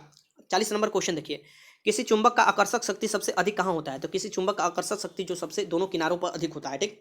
40 का आंसर ए हो जाएगा। और सबसे कम बीच में होता है। किसी चुंबक का आकर्षक शक्ति सबसे कम कहाँ होता है, देखिए क्वेश्चन आ गया। सबसे कम जो आकर्षक शक्ति होता है ये मध्य में होता है, ये याद रखिएगा। 41 का आंसर भी हो जाएगा। आगे चलते हैं क्वेश्चन नंबर 42 देख लीजिए कि चुंबक क्षेत्र का मात्रक है। चुंबकीय क्षेत्र का जो मात्रक होता है ये क्या होता है, तो चुंबकीय क्षेत्र का मात्रक गॉस होता है। क्या होता है, गॉस होता है। आगे चलते हैं क्वेश्चन नंबर 43 है कि चुंबकीय फ्लक्स का मात्रक क्या होता है। चुंबकीय फ्लक्स का जो मात्रक होता है ये होता है वेबर। ये याद रखिएगा, क्वेश्चन पूछता है। क्वेश्चन नंबर 44 है कि निम्नलिखित में कौन सा लौह चुंबकीय पदार्थ है। देखिए लौह चुंबकीय पदार्थ किसे कहा जाता है, और अनुचुंबकीय होता है एक। तो अलग अलग चुंबकीय पदार्थ जो 3 प्रकार के होते हैं वो भी मैं आपको करा दूंगा। यहाँ पर देखिए, यहाँ पर मैं बताता हूँ ये क्या होगा। इसका आंसर जो हो जाएगा लौह चुंबकीय पदार्थ नहीं है, पूछ रहा है, ठीक। तो लौह चुंबकीय पदार्थ में 3 पदार्थ का जरूर नाम याद रखिएगा। यहाँ पर मैं आपको बता देता हूँ। इसमें पूछ रहा है कि कौन नहीं है, तो तांबा नहीं होगा लौह चुंबकीय पदार्थ। बाकी लोहा, निकल, कोबाल्ट होता है, ये याद रखिएगा। लौह चुंबकीय पदार्थ ये तांबा नहीं होगा, ठीक। आगे चलते क्वेश्चन देखते हैं। चुंबकीय पदार्थ के प्रकार। जो चुंबकीय पदार्थ के प्रकार होते हैं तो सभी पदार्थों को थोड़ा बहुत चुंबकीय गुण पाया जाता है, कोई भी हो, क्योंकि इस प्रयोग में यह सिद्ध हो गया है कि पदार्थों को अगर कोई शक्तिशाली चुंबक के क्षेत्र में रखा जाता है कोई भी पदार्थ पर, तो उन्हें कुछ ना कुछ आपको चुंबक का प्रभाव अवश्य पड़ता है, ठीक। और इसी आधार पर 3 भागों में बांटा गया है कोई भी पदार्थ को, ठीक। यहाँ पर देखिए अनुचुंबकीय पैरामैग्नेटिक, अनुचुंबकीय पैरामैग्नेटिक किसे कहते हैं, ठीक। तो ये देखिए कुछ पदार्थ ऐसे होते हैं जिन्हें चुंबकीय क्षेत्र में लटकाने पर विक्षेप की दिशा समानांतर हो जाती है। जो विक्षेप की दिशा होती है वो समानांतर हो जाती है। इस पदार्थ के अंदर प्रेरित चुंबकीय क्षेत्र दिशा बराबर आरोपित चुंबकीय क्षेत्र के दिशा के में ही हो जाता है, ठीक। तो ये आपको होता है किसमें, तो अनुचुंबकीय पदार्थ में। अब यहाँ पर देखिए अनुचुंबकीय पदार्थ यहाँ पर देख लीजिए कौन कौन हो जाता है। यहाँ पर देखिए इन पदार्थों के उदाहरण प्लेटिनियम है, क्रोमियम है, सोडियम है, पोटेशियम है, ऑक्सीजन है, एल्युमिनियम है। फिर से देख लीजिए प्लेटिनियम है, क्रोमियम है, सोडियम है, पोटेशियम है, ऑक्सीजन है, एल्युमिनियम है। ये क्या होते हैं, ये याद रखिएगा। ऑक्सीजन जरूर इसमें नाम याद रखिएगा, पूछ देता है कि इसमें से कौन सा अणु चुंबकीय पदार्थ है, तो ऑक्सीजन याद रखिएगा एक, और सोडियम याद रखिएगा, एल्युमिनियम याद रखिएगा, क्रोमियम, आपको जो भी याद रखना है रख लीजिएगा। ठीक, यहाँ पर देखिए एक लौह चुंबकीय पदार्थ, ये तो आपको समझाने की जरूरत नहीं है। लौह चुंबकीय पदार्थ में बस 3 मैं नाम बता रहा हूँ, उसे याद रखिएगा। इनको 3 तत्व मान ये याद रखिएगा। एक आपको लोहा, खुद ही लौह चुंबकीय में लोहा होगा, एक कोबाल्ट होगा और एक निकल होगा। ठीक, तथा उनके मिश्र धातु जो भी आते हैं ये लौह चुंबकीय पदार्थ कहलाते हैं। इसमें क्या होता है, देखिए उन पदार्थों को लौह चुंबकीय पदार्थ कहते हैं जो चुंबकों द्वारा आकर्षित होते हैं, बस इतना याद रखिए। और जिन्हें चुंबकत्व भी किया जा सकता है, ये आपको क्या कहलाते हैं, लौह चुंबकीय पदार्थ कहलाते हैं। ठीक, ये याद रखिएगा। आगे चलते हैं, प्रतिचुंबकीय पदार्थ, डाईमैग्नेटिक। यहाँ पर देखिए प्रतिचुंबकीय पदार्थ क्या होता है, वैसे पदार्थ, कुछ ऐसे पदार्थ भी हैं जिन्हें चुंबकीय क्षेत्र में लटका देने पर क्षेत्र को समकोणिक दिशा में आ जाते हैं, क्षेत्र के समकोणिक दिशा में आ जाते हैं। ठीक, ये याद रखिएगा। ऐसे सरणीय पदार्थ को चुंबकीयशीलता जो होता है ये मान बहुत कम होता है और चुंबकीय प्रवृत्ति का मान ऋणात्मक होता है। ठीक, ऐसे कौन कौन पदार्थ होते हैं जो कि प्रतिचुंबकीय है, तो यहाँ पर ये याद रखिएगा। एक तांबा का नाम, चांदी का नाम, जिंक का नाम, सोना का नाम, सीसा का नाम, जल का नाम, अल्कोहल का, बिस्मथ का, हाइड्रोजन का, हवा का, ये जो भी होते हैं ये क्या होते हैं, प्रतिचुंबकीय। फिर से प्रतिचुंबकीय का मैं आपको उदाहरण बता देता हूँ। बिस्मथ, एंटीमनी, चांदी, तांबा, जिंक, सोना, सीसा, जल, अल्कोहल, हवा, हाइड्रोजन आदि, ये याद रखिएगा। कम से कम कुछ नहीं अभी याद रखना है, तो ये तीनों को याद रखिएगा जो लौह चुंबकीय है। तो उसमें से आप छांट कर बना सकते हैं। जैसे लौह में तो एक फेरस आपको खुद ही आएगा, लोहा, और कोबाल्ट और निकोल, ये याद रखिएगा। 45 देखिए, निम्नलिखित में कौन अणुचुंबकीय पदार्थ है, बताइए। उतना मैंने पढ़ा है, आपको बताइए अणुचुंबकीय पदार्थ कौन सा है। ठीक, अणुचुंबकीय, यहाँ पर देखिए अणुचुंबकीय पदार्थ कौन सा है। ठीक, ये आपको बताना है। इसमें से जो अणुचुंबकीय पदार्थ होगा कौन होगा, मैंने बताया कि याद रखिएगा कभी भी, ऑक्सीजन अणुचुंबकीय पदार्थ होगा। ठीक, आगे चलते हैं। लौह चुंबकीय पदार्थ के भीतर अणुओं की असंख्य अति सूक्ष्म संरचनाओं को क्या कहते हैं, तो लौह चुंबकीय पदार्थ के भीतर परमाणुओं के असंख्य अति सूक्ष्म संरचना जो होता है उसे हम लोग क्या कहते हैं, तो उसे जो कहा जाता है उसे बोला जाता है डोमेन। डोमेन, ये याद रखिएगा, डोमेन। क्वेश्चन नंबर 47 देखिए कि अस्थायी चुंबक किस पदार्थ का बना होता है। जो अस्थायी चुंबक बनते हैं ये किस पदार्थ के बने होते हैं, ये आपको बताना है। तो ये बने यहाँ पर अस्थायी चुंबक जिस पदार्थ का बना होता है वो होता है क्या होता है, तो फेरोमैग्नेटिक होता है। जो अस्थायी चुंबक पदार्थ बना होता है वो फेरोमैग्नेटिक पदार्थ का बना होता है। ठीक, अब यहाँ पर देखिए 48 देखिए, क्वेश्चन है कि मुख्य रूप से निलंबित चुंबकीय सुई किस दिशा में टिकती है। तो आप याद रखिएगा, मुख्य रूप से निलंबित जो चुंबकीय सुई है आपको कभी भी आपको क्या होगी, तो ये जो टिकेगी आपको उत्तरी दक्षिणी दिशा में, उत्तरी और दक्षिणी। अब ऐसे भी चुंबक भी लटकाइएगा तो इसी दिशा में आपको वो इंगित करता है। क्वेश्चन नंबर 49 देखिए कि निम्नलिखित में कौन सा एक अचुंबकीय पदार्थ है, अचुंबकीय आ गया। अब बताइए इसमें से कौन सा होगा। चुंबकीय पदार्थ में क्या क्या मैंने बताया था याद रखने के लिए, लोहा, निकल, कोबाल्ट, ये क्वेश्चन पक्का आता है, ये सभी बीआई लगा लीजिएगा। पीतल यहाँ हो जाएगा या तांबा दे देगा यहाँ पर, ये सभी क्या हो जाते हैं, अचुंबकीय पदार्थ होते हैं। तो यहाँ पर देखिए ये अब अचुंबकीय पदार्थ हो जाएगा। और चुंबकीय पदार्थ क्या होते हैं इसकी, लौह चुंबकीय ये हो जाते हैं। ठीक, ये याद रखिएगा। आगे चलते हैं। क्वेश्चन नंबर 50 है कि चुंबकीय अभ्यंतर और भौगोलिक अभ्यंतर के बीच के कोण को क्या कहते हैं। तो चुंबकीय अभ्यंतर और भौगोलिक अभ्यंतर के जो बीच के कोण होते हैं उन्हें क्या कहते हैं, ये आपको बताना है। ठीक, तो ये बताइए क्वेश्चन, चुंबकीय अभ्यंतर और आपको भौगोलिक अभ्यंतर के बीच के कोण को क्या कहते हैं, तो चुंबकीय दिक्पात कहते हैं। चुंबकीय दिक्पात कहते हैं, ये याद रखिएगा। आगे चलते हैं। क्वेश्चन नंबर 51 है कि निम्न में से कौन प्रतिचुंबकीय है। आ गया क्वेश्चन, निम्न में से कौन प्रतिचुंबकीय है। तो ये तो बहुत आसान क्वेश्चन, बिस्मथ, बिस्मथ जो होगा प्रतिचुंबकीय, और लोहा, निकल, कोबाल्ट ये क्या होगा, चुंबकीय होगा, लौह चुंबकीय। तो ये तो आपको आसानी है करना। ठीक, क्वेश्चन नंबर 72 है कि किसी चुंबकीय पदार्थ को विचुंबकीय किया जा सकता है। मान लीजिए कोई चुंबकीय पदार्थ हो, उसका चुंबकत्व खत्म करने के लिए क्या किया जाता है, चुंबकीय पदार्थ को विचुंबकीय पदार्थ किया जा सकता है। ये कैसे किया जा सकता है ये आपको बताना है। ठीक, तो गर्म कर किया जा सकता है और हथौड़े से पीटकर भी किया जाता है, ये याद रखिएगा। वैसे गर्म कर ये सबसे आसान तरीका है। आगे चलते क्वेश्चन देखते हैं। क्वेश्चन नंबर 53 है कि विद्युत धारा का चुंबकीय प्रभाव सर्वप्रथम अवलोकित किया गया। तो विद्युत धारा का जो चुंबकीय पदार्थ प्रभाव है ये सर्वप्रथम किसके द्वारा अवलोकित किया गया था, ये आपको बताना है।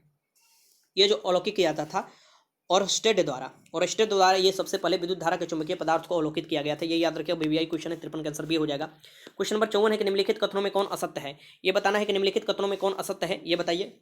ठीक, पढ़कर वीडियो को रोक लीजिए, अब पढ़िए।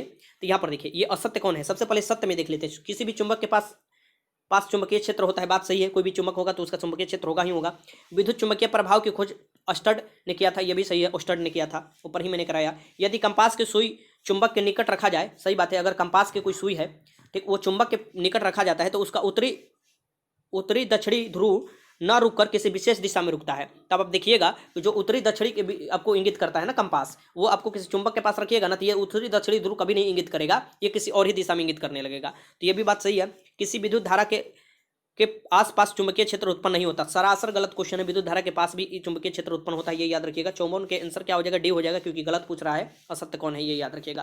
क्वेश्चन नंबर 55 देखिए, क्वेश्चन नंबर 55 क्या बोल रहा है, क्वेश्चन नंबर 55 देखिए क्या बोल रहा है यहाँ पर। क्वेश्चन नंबर 55 देखिए, यहाँ पर दे रहा है कि विद्युत चुम्बकीय प्रेरण के नियम के उपयोग में निम्न में किसके बनाने का उपयोग किया जाता है। यहाँ पर देखिए, विद्युत चुम्बकीय प्रेरण जो सिद्धांत या नियम का उपयोग निम्न में से किसको बनाने के लिए किया जाता है। ठीक, ये आपको बताना है, ये आपके सामने ऑप्शन है। ठीक, तो विद्युत चुम्बकीय प्रेरण का उपयोग किसके लिए किया जाता है, ये आपके सामने क्वेश्चन है, ये याद रखना है और ये क्वेश्चन बनाना है। ये जो किया जाता है ये किसके बनाने के लिए, जनरेटर याद रखिएगा, डी हो जाएगा इसका आंसर। 55 के आंसर क्या हो जाएगा, डी हो जाएगा। अब देखिए, विद्युत मोटर निम्न सिद्धांत के अनुसार कार्य करता है। विद्युत मोटर जो किस सिद्धांत के अनुसार कार्य करता है ये आपको बताना है। तो ये जो सिद्धांत है ये फैराडे के नियम के अकॉर्डिंग काम करता है विद्युत मोटर। ठीक, आगे चलते क्वेश्चन नंबर 57 देखिए कि ट्रांसफार्मर का कोड बनाने के लिए निम्नलिखित में से कौन सा पदार्थ का उपयुक्त होता है। तो ट्रांसफार्मर का कोड किससे, अस्थायी चुंबक का बनाया जाता है, इसकी नर्म लोहे का बनाया जाता है। ठीक, तो 57 के आंसर ए हो जाएगा। आगे चलते हैं, क्वेश्चन नंबर 58 है कि ट्रांसफार्मर का सिद्धांत आधारित है, जो ट्रांसफार्मर का सिद्धांत है ये किस सिद्धांत पर आधारित है, ये आपको बताना है। ठीक, तो ये जो आधारित है ये है विद्युत चुंबकीय प्रेरण के सिद्धांत पर, विद्युत चुंबकीय प्रेरण के सिद्धांत पर, याद रखिएगा। 58 के आंसर भी हो जाएगा, मुख्य परीक्षा में ऐसे क्वेश्चन पूछा हुआ था। ट्रांसफार्मर क्या है, आखिर जो बार बार हम लोग ट्रांसफार्मर देखते हैं अपने गली के जो चौराहा होता है वहाँ पर भी देखते हैं, अलग अलग जगह ट्रांसफार्मर लगाया रहता है, वो किस लिए लगाया रहता है ये बताइए। जो ट्रांसफार्मर का काम होता है ये क्या काम होता है कि एसी वोल्टता को बढ़ाने और घटाने के लिए, जो अल्टरनेटिव करंट है इसको बढ़ाने और घटाने के लिए प्रयुक्त होता है, ये याद रखिएगा। तो 59 के आंसर क्या हो जाएगा, बी। ये देखिए, लेंज के नियम किससे संबंधित है, ये आपको बताना है। लेंज का जो नियम है किससे संबंधित है, ये आपके सामने ऑप्शन है। तो लेंज का जो नियम है ये आपको किससे संबंधित है, तो ऊर्जा के संरक्षण सिद्धांत से संबंधित है। ऊर्जा के संरक्षण सिद्धांत यहाँ पर देखिए, ऊर्जा संरक्षण से संबंधित है। आगे चलते क्वेश्चन नंबर 61 है कि पृथ्वी एक बहुत बड़ा चुंबक है, इसका चुंबकीय क्षेत्र किस दिशा में विस्तृत है। तो पृथ्वी एक बहुत बड़ा चुंबक है, इसका भी आपको जो चुंबकीय क्षेत्र है वो किस दिशा में विस्तृत है ये आपको बताना है। ठीक, ये बताइए इसका आंसर क्या हो जाएगा। देखिए, ये मैं आपके ऊपर छोड़ देता हूँ, छोड़ दूँ कि बता दूँ, ये बताइए। देखिए, ये क्वेश्चन जो होगा ये आपको सर्च करना है और लगाना है। ठीक, ठीक ना, क्योंकि आप भी कुछ कीजिए और आप क्वेश्चन के लिए कोई भी बुक निकाल सकते हैं और वो बुक निकाल कर ये क्वेश्चन को कीजिएगा। ठीक, वैसे मैं आपको बता दूं ये क्वेश्चन इजी है और बस चुंबक का व्यवहार के ऊपर आपको डिपेंड करना है और वो ये क्वेश्चन आप लगा सकते हैं। ठीक, तो ये आप खुद बनाइएगा, लेकिन ध्यान रखिएगा इसमें सी और डी में आपको कन्फ्यूजन होगा, इसलिए मैं बोल रहा हूँ कि ये एक पृथ्वी चुंबक के बड़ा, जो पृथ्वी एक है बहुत बड़ा चुंबक है, इसका चुंबकीय क्षेत्र की दिशा में विस्तृत है, ये आपको बनाना है और ये क्वेश्चन लगाना है। ठीक, क्वेश्चन नंबर 62 देखिए, क्वेश्चन नंबर 62 है कि एक समान चुंबकीय क्षेत्र में बल रेखाएं होनी चाहिए। जो एक समान चुंबकीय क्षेत्र की बल रेखाएं होनी चाहिए, ये बताइए क्या होनी चाहिए। तो ये एक दूसरे के समानांतर होनी चाहिए। ठीक, एक दूसरे को काटने नहीं चाहिए, एक दूसरे को क्या होनी चाहिए, समानांतर होनी चाहिए। एक समान चुंबकीय क्षेत्र में बल रेखा है। ठीक, सी हो जाएगा। आगे देखते हैं, यहाँ पर देखिए चुंबकीय बल रेखाएं से बहुत महत्वपूर्ण क्वेश्चन पूछे जाते हैं। तो यहाँ से देख लीजिए, मैग्नेटिक लाइन्स ऑफ फोर्स। चुंबकीय क्षेत्र में बल रेखाएं वे काल्पनिक रेखाएं हैं जो उस स्थान में चुंबकीय क्षेत्र की दिशा को सतत प्रदर्शन करती है। क्या करती है, उस चुंबकीय क्षेत्र की दिशा को सतत प्रदर्शन करती है। ठीक, चुंबकीय बल रेखा किसी भी बिंदु पर खींची गई स्पर्श रेखा उस बिंदु की चुंबकीय क्षेत्र की दिशा को प्रदर्शित करती है। देखिए यहाँ पर आ गया क्वेश्चन कि अगर चुंबकीय बल रेखा किसी बिंदु पर अगर खींची जाती है तो वो जो स्पर्श रेखा होता है वो चुंबकीय क्षेत्र की दिशा को क्या कर देता है, प्रदर्शित करता है। चुंबकीय बल रेखाएं के कुछ गुण होता है, ये यहाँ पर देख लीजिए। चुंबकीय बल रेखाएं सदैव चुंबक के उत्तरी ध्रुव से निकलती है। यहाँ पर देखिए, मान लीजिए कोई चुंबक है ना, ये मान लीजिए चुंबक है। ठीक, ये ऑलवेज उत्तरी ध्रुव से निकलती है और जाकर ऐसे घुसकर फिर ऐसे ऐसे आती रहती है। ठीक, ये याद रखिएगा, ऐसे ऐसे ऐसे। ठीक, तो ये आपको याद रखिएगा, ये क्या करती है कि उत्तरी ध्रुव से निकलती है तथा वक्र बनाते हुए दक्षिणी ध्रुव में प्रवेश कर फिर आपको चुंबक के अंदर से ही फिर उत्तरी ध्रुव से निकलती है और फिर वापस आती है। ठीक, तो ये प्रक्रिया चलते रहता है एक चुंबक के भीतर। कैसे, मैंने बताया कि ऐसे निकलती है और फिर ऐसे आती है, फिर ऐसे ऐसे ऐसे ऐसे बनते रहता है। ठीक, और फिर ऐसे इधर से भी ऐसे ऐसे ऐसे ऐसे बनते रहता है। ठीक, ये आपको प्रक्रिया है। कभी भी देखिए, यहाँ पर देखिए ये क्वेश्चन दिया हुआ था, दो बल रेखाएं एक दूसरे को कभी नहीं काटती है, कभी नहीं काटती है, ये याद रखिएगा। जो आपको दो बल रेखाएं होती है चुंबकीय, यहाँ पर देखिए चुंबकीय क्षेत्र जहाँ प्रबल होता है ना वहाँ पर जो बल रेखाएं होती है आप पास पास में होती है, जहाँ चुंबकीय क्षेत्र प्रबल होगा। एक समान चुंबकीय क्षेत्र वाले बल रेखाएं परस्पर समानांतर और बराबर दूरी पर होती है। अगर एक समान चुंबकीय क्षेत्र है वहां पर तो उसका जो बल रेखाएं होगी, जो चुंबकीय क्षेत्र वाले बल रेखाएं वो एक दूसरे के क्या होगी, समानांतर होगी और बराबर भी होगी, ये याद रखिएगा। ठीक, अब फ्लेमिंग के बाएं हाथ के नियम, फ्लेमिंग के बाएं हाथ के नियम मैं आपको बता देता हूं जल्दी से, और इसे आप खुद अपने हाथ से देख सकते हैं। बाकी मैं आपको हाथ अपना तो दिखा नहीं सकता, तो खुद ही अपने हाथ से ये देखिएगा। फ्लेमिंग के लेफ्ट हैंड, तो लेफ्ट हैंड करेगा तो लेफ्ट ही हैंड चाहिए सबसे पहले। हम हमारे बाएं, यहाँ पर देखिए ये क्या बोल रहा है, लेफ्ट हैंड रूल बोल रहा है, मैं इसकी बाएं हाथ का नियम बोल रहा है। तो बाएं हाथ के नियम के लिए क्या चाहिए, देखिए हम अपने बाएं हाथ के अंगूठे, सबसे पहले बाएं हाथ खोलिए, बाएं हाथ के अंगूठे और मध्यमिका जो नीचे तथा तर्जनी एक दूसरे के लंबवत करें, ठीक। मध्यमिका जो उंगली होती है और जो अंगूठा होता है और तर्जनी एक दूसरे के लंबवत कीजिए, ठीक। ये याद रखिएगा, एक दूसरे के लंबवत कीजिएगा, ठीक, ये याद रखिएगा। तो तर्जनी क्या होगा, ये विद्युत क्षेत्र की दिशा को इंगित करेगा। मध्यिका जो होगा ये चालक में प्रवाहित विद्युत धारा की दिशा को आपको ये होगा। और जो आपको अंगूठा होता है ये चालक तार पर लगने वाले बल की दिशा को व्यक्तित करता है, ठीक। ये याद रखिएगा, ये पूछ सकता है कि अंगूठा किसको व्यक्तित करता है, तो अंगूठा चालक तार पर लगने वाले बल की दिशा को व्यक्त करता है, ठीक, इंगित करता है। दाएं हाथ के हथेली के नियम, दाएं हाथ के लिए आपको क्या करना है, अपना दाएं हाथ खोल लेना है। तो दाएं हाथ देखिए, इसके अनुसार दाएं हाथ को पूरी तरह इस प्रकार फैलाते हैं कि उंगली और अंगूठा एक दूसरे के क्या हो जाए, लंबवत हो जाए। उंगली है और अंगूठा एक दूसरे के क्या हो जाता है, लंबवत हो जाता है, ठीक। यदि उंगली बाह्य चुंबकीय क्षेत्र की दिशा तथा अंगूठा धारावाही चालक के प्रवाहित धारा की दिशा दर्शाता है, ठीक। क्या, तो उंगली क्या दर्शाएगा यहाँ पर, बाह्य चुंबकीय क्षेत्र की दिशा, और अंगूठा क्या दर्शाएगा, धारावाहिक चालक में प्रवाहित धारा की दिशा दर्शाता है। तो चालक तार में लगने वाले बल हथेली के लंबवत दिशा में होंगे, ठीक। हथेली की जो लंबवत दिशा में होंगे ये चालक तार पर लगने वाले बल लंबवत दिशा में होंगे, ठीक। ये दोनों आप याद कर लीजिएगा, दाएं हाथ के नियम और बाएं हाथ के नियम से संबंधित क्वेश्चन पूछता है, ठीक। अब यहाँ पर देखिए क्वेश्चन नंबर 63 देखिए कि प्रकाश छोटे छोटे कणों से मिलकर बना होता है जिसे हम लोग क्या कहते हैं। तो प्रकाश क्या होता है, छोटे छोटे कणों के रूप में, बंडल के रूप में आता है, जिसे हम लोग क्या बोलते हैं, फोटोन बोलते हैं, ठीक। फोटोन बोला जाता है, ये याद रखिएगा। अभी आपका देखिए 60 क्वेश्चन तो हो गया है। अब यहाँ से मैं आपको क्या करा रहा हूँ, 60 से ऊपर क्वेश्चन करा रहा हूँ, तो टोटल 120 क्वेश्चन है, ठीक। और काफी लंबा वीडियो होगा, लेकिन शुरू से लेकर अंत तक देखिएगा तो अच्छा खासा क्वेश्चन कर कराइएगा। प्रकाश तरंगे देखिए, प्रकाश तरंगे किस प्रकार के तरंगे है, तो प्रकाश तरंगे किस प्रकार के तरंगे है, अनुप्रस्थ तरंगे है, ये याद रखिएगा। आगे चलते हैं, प्रकाश तरंग सिद्धांत किसके द्वारा प्रस्थापित किया गया। तो प्रकाश तरंग का सिद्धांत सबसे पहले किसके द्वारा प्रस्थापित किया गया था, ये आपको बताना है। ये जो किया गया था हाइगेंस द्वारा किया गया था, हाइगेंस द्वारा किया गया था, ये याद रखिएगा। आगे देखते हैं क्वेश्चन नंबर 66 है, प्रकाश के विद्युत चुंबकीय स्वरूप की खोज किसने की थी। तो पदार्थ के विद्युत चुंबकीय स्वरूप की खोज किसने की थी, ये आपको बताना है। विद्युत चुंबकीय स्वरूप की खोज किसने की थी, ठीक, ये याद रखिएगा। ये किया गया था मैक्सवेल द्वारा, मैक्सवेल, ये याद रखिएगा। क्वेश्चन नंबर 67 है कि प्रकाश विद्युत प्रभाव का प्रतिपादन किया था। तो प्रकाश विद्युत प्रभाव, यही क्वेश्चन आपको बिहार दुर्गा मुख्य परीक्षा में पूछा हुआ था, ठीक, कि फोटो इलेक्ट्रिक इफेक्ट जो है प्रकाश विद्युत प्रभाव है, इसका जो प्रतिपादन किया गया था किसके द्वारा किया गया था, तो महान वैज्ञानिक सदी का आइंस्टीन द्वारा किया गया था, ठीक। E = mc², यही फॉर्मूला भी दिए थे। क्वेश्चन नंबर 68 देख लिए कि निम्नलिखित में वो कौन सी घटना है जो प्रकाश और ध्वनि दोनों में घटित नहीं होती है। दोनों में घटित नहीं होती है, ये कौन सी ऐसी घटना है, ये आपको बताना है, ठीक। तो ये जो हो जाता है ध्रुवण, ध्रुवण जो घटना है ये प्रकाश और आपको ध्वनि दोनों में घटित नहीं होती है। क्वेश्चन नंबर 69 देखिए कि किसी अवरोधी की ओर से प्रकाश का मुड़ना क्या कहलाता है। मान लीजिए कोई अवरोधी है, उससे प्रकाश के ऐसे मुड़ जाता है, कोई यहाँ पर देखिए ये अवरोध है, यहाँ से प्रकाश ऐसे मुड़ जाता है, तो वो कौन सा घटना कहलाता है, ये आपको बताना है, ठीक। तो किसी अवरोध की ओर प्रकाश के मुड़ने की घटना कहलाती है विवर्तन। क्या कहलाती है, विवर्तन, ठीक। 70 है कि निम्नलिखित में कौन सा सिद्धांत प्रकाश के तरंग प्रकृति की पुष्टि करता है, कि प्रकाश एक तरंग के भांति व्यवहार करता है, ये कौन से सिद्धांत को पुष्टि करता है, ये आपको बताना है। तो ये जो सिद्धांत है ये व्यक्तिकरण का सिद्धांत पुष्टि करता है, ये याद रखिएगा। आगे चलते हैं, क्वेश्चन नंबर 71 देखिए कि प्रकाश के विकिरण की प्रकृति होती है, प्रकाश विकिरण की प्रकृति कैसी होती है, ये आपको बताना है। तो प्रकाश के विकिरण की जो प्रकृति होती है वो तरंग की भांति भी होती है और कण की भांति भी होती है। कण की भांति की होगी मीन्स की जो फोटोन के रूप में, बंडल के रूप में आता है कण, और तरंग की भांति भी होती है, ये याद रखिएगा। आगे देखिए, प्रकाश के चिकने पृष्ठ चकराकर वापस लौटने की घटना को क्या कहलाता है। मान लीजिए कोई चिकना पृष्ठ है, उससे प्रकाश से टकराया और वापस लौट गया, तो इस घटना को क्या कहते हैं, ये आपको बताना है। तो ये जो घटना कहलाता है ये प्रकाश का परिवर्तन कहलाता है। क्या कहलाता है, प्रकाश का परिवर्तन। देख लेते हैं यहाँ से प्रकाश के बारे में, जो भी प्रकाश से रिलेटेड क्वेश्चन बनता है। यहाँ पर देखिए सबसे पहले प्रकाश विद्युत चुंबकीय स्पेक्ट्रम है। क्या है, प्रकाश विद्युत चुंबकीय स्पेक्ट्रम है, ये याद रखिएगा, एक भाग है इसका जो वस्तुओं को देखने में समर्थ प्रदान करता है, वस्तु को देखने के लिए समर्थ प्रदान करता है हम लोगों को। यह एक प्रकार की ऊर्जा होती है जो कि विद्युत चुंबकीय तरंग के रूप में गमन करती है। तो क्वेश्चन पूछ सकता है किसके रूप में गमन करती है, तो विद्युत चुंबकीय तरंग के रूप में गमन करती है, ठीक। प्रकाश एक प्रकार का क्या है, अनुप्रस्थ तरंग है, ये याद रखिएगा। प्रकाश एक प्रकार का क्या है, अनुप्रस्थ तरंग है, अनुप्रस्थ तरंगे होती है। प्रकाश में निर्वात में सबसे अधिक चाल होती है 3 × 10⁸ मीटर/सेकंड होती है, ये आपको सबसे अधिक होती है निर्वात में चाल। और इसका अगर पानी में चाल पूछे तो यहाँ पर 3 × यहाँ पर पानी में पूछेगा तो 2.25 हो जाता है, कम हो जाता है निर्वात से, और × 10⁸ मीटर/सेकंड होता है, ये याद रखिएगा। सबसे पहले निर्वात में याद रखिएगा 3 × 8 आपको 3 × 10⁸ पूछता है, 3 × 10⁸ मीटर/सेकंड होता है प्रकाश का चाल निर्वात में, याद रखिएगा। अगर ऐसे भी पूछे कि प्रकाश का चाल कितना होता है तो आपको क्या लगाना है, 3 × 10⁸ मीटर/सेकंड, ठीक, ये याद रखिएगा। देखिए प्रदीप्त वस्तुएं किसे कहा जाता है, प्रदीप्त वस्तुएं किसे कहा जाता है, तो प्रदीप्त वस्तु उन्हें कहा जाती है जिसके पास अपना स्वयं प्रकाश हो, जैसे कि तारा उरा हो गया, सूरज हो गया, ये सब के पास अपना स्वयं प्रकाश होता है। जैसे कि विद्युत बल्ब हुआ, सूरज हुआ, लालटेन हुआ, तारा हुआ, जलता हुआ कोई कोयला, इसके पास खुद का प्रकाश होता है। अप्रदीप्त वस्तुएं किसे कहते हैं? तो अर्थ अप्रदीप्त वस्तुएं स्वयं प्रकाश से प्रकाशित नहीं होते हैं, ये किसी दूसरे के प्रकाश से प्रकाशित होते हैं।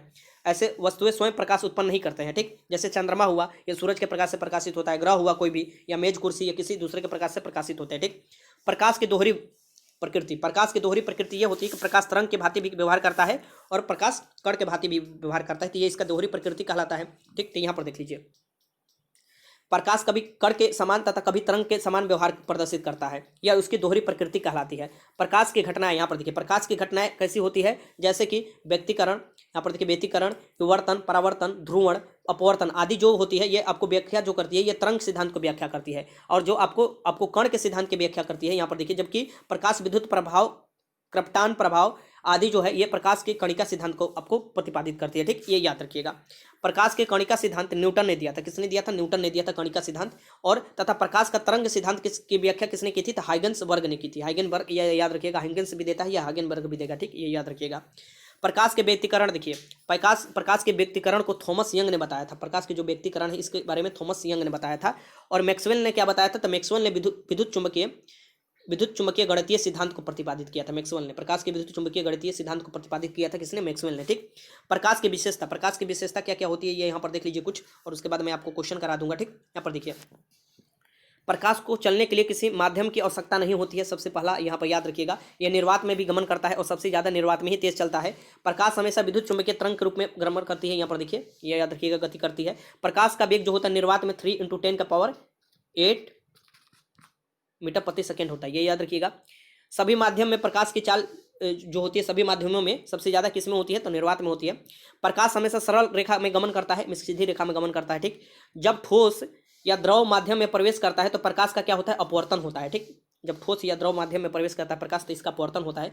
प्रकाश का प्रवर्तन से संबंधित देख लीजिए, प्रकाश का प्रवर्तन क्या कहलाता है, ठीक। तो जब प्रकाश किसी चिकने सतह पर आपतित होता है, मान लीजिए कोई चिकना सतह है, उस पर अब प्रकाश आपतित होता है, तो किरण के वापस लौटने की घटना क्या कहलाती है? प्रवर्तन कहलाती है। लौट कर वो आपको वापस चला जाता है, ये आपको प्रवर्तन। इसमें क्या होती है? तो आपतित सतह जितनी अधिक चिकनी होती है उतना ही अधिक मात्रा में प्रकाश क्या करता है? प्रवर्तन करता है, ठीक। ये याद रखिएगा। और जितनी खुरदरी होगी वो उसकी मात्रा को क्या कर लेता है? अवशोषित कर लेता है, प्रकाश की मात्रा को, ठीक। तो प्रकाश के परिवर्तन के नियम देख लीजिए। प्रकाश के परिवर्तन के नियम पूछता है तो आप यहाँ पर लगा लीजिएगा, क्या होता है प्रकाश के परिवर्तन के नियम। तो आपतित किरण, परावर्तित किरण और अभिलंब एक ही तल में उपस्थित होते हैं, ठीक। एक ही तल में उपस्थित होते हैं। क्या होते हैं? तो आपतित किरण, परावर्तित किरण और अभिलंब एक ही तल में अब क्या होते हैं? अवस्थित होते हैं या उपस्थित होते हैं, ठीक। और आपतन कोण का मान, यहाँ मान लीजिए ये आपतन कोण हुआ, ठीक, और ये परिवर्तन कोण हुआ, ठीक। इसका मान बराबर होता है ऑलवेज, ठीक। ये याद रखिएगा। प्रकाश में ध्रुवण की घटना, यहाँ पर देखिए, प्रकाश में ध्रुवण की घटना यह सिद्ध होता है कि प्रकाश की तरंगे आपको क्या है? तो ये ध्रुवण की घटना सिद्ध करता है कि यह एक अनुप्रस्थ तरंग है प्रकाश, ठीक। आगे चलते हैं, क्वेश्चन नंबर देखिए अगला, प्रकाश तरंगों के ध्रुवण। प्रकाश तरंगों में ध्रुवण जो होता है ये क्या कहलाता है, ये आपको बताना है। तो यहाँ पर देखिए, ये देखिए, प्रकाश जो है विद्युत चुंबकीय अनुप्रस्थ तरंग होती है। प्रकाश की किरण की चलने की दिशा उसके कंपन की दिशा के लंबवत होती है, ठीक। कंपन की दिशा, साधारण प्रकाश में कंपन तरंग की गति के लंबवत तल में प्रत्येक दिशा में सम्मिलित होता है। जब प्रकाश तरंग के कंपन प्रकाश संसरण की दिशा में लंबवत तल में एक ही दिशा में हो तो प्रत्येक दिशा सम्मिलित ना हो तो इस घटना को क्या कहते हैं? ध्रुवण कहते हैं, ठीक। ये याद रखिएगा। 74 देखिए कि प्रकाश का वेग सर्वप्रथम किसने आपको यहाँ पर किसने ज्ञात किया था? प्रकाश का वेग बहुत महत्वपूर्ण क्वेश्चन है। प्रकाश का वेग सबसे पहले जो ज्ञात किया था ये रोमर ने ज्ञात किया था, रोमर। आगे चलते, क्वेश्चन नंबर 75 कि सूर्य की रोशनी को पृथ्वी तक पहुंचने में लगभग कितना समय लगता है? ये देखिए आपके सामने ऑप्शन है, तो ऑप्शन भी यहाँ पर देख सकते हैं। तो लगभग 8 मिनट अगर देता है, 8, 7, 6 ऐसे देता है मिनट तो, और यहाँ पर लगता है 8.18 सेकेंड भी लगता है, मींस कि 8 मिनट 18 सेकेंड के करीब लगता है सूर्य की रोशनी पृथ्वी तक पहुंचने में। यहाँ पर देख लीजिए, यहाँ पर देखिए दिया हुआ है कि आपको प्रकाश सूर्य से पृथ्वी तक आने में यहाँ पर देखिए 499 सेकेंड, मींस कि 8 मिनट और 19 सेकेंड के करीब या 18 सेकेंड के करीब लगता है। इसी प्रकार चंद्रमा से प्रकाश को पृथ्वी तक आने में 1.28 सेकेंड लगता है मात्र, मींस कि 1.28 सेकेंड लगता है। ये समय याद रखिएगा, ठीक। सूर्य ग्रहण के समय सूर्य का कौन सा भाग दिखाई देता है? क्वेश्चन है। तो सूर्य ग्रहण के समय जो सूर्य का भाग दिखाई देता है उसे क्या बोला जाता है? किरीट बोला जाता है, जिसे कोरोना, अभी जो कोरोना हो रहा है ना, कोविड-19, ये नहीं, ठीक। ये सूरज का भाग दिखाई देता है सूर्य ग्रहण के समय, ये याद रखिएगा, किरीट या कोरोना।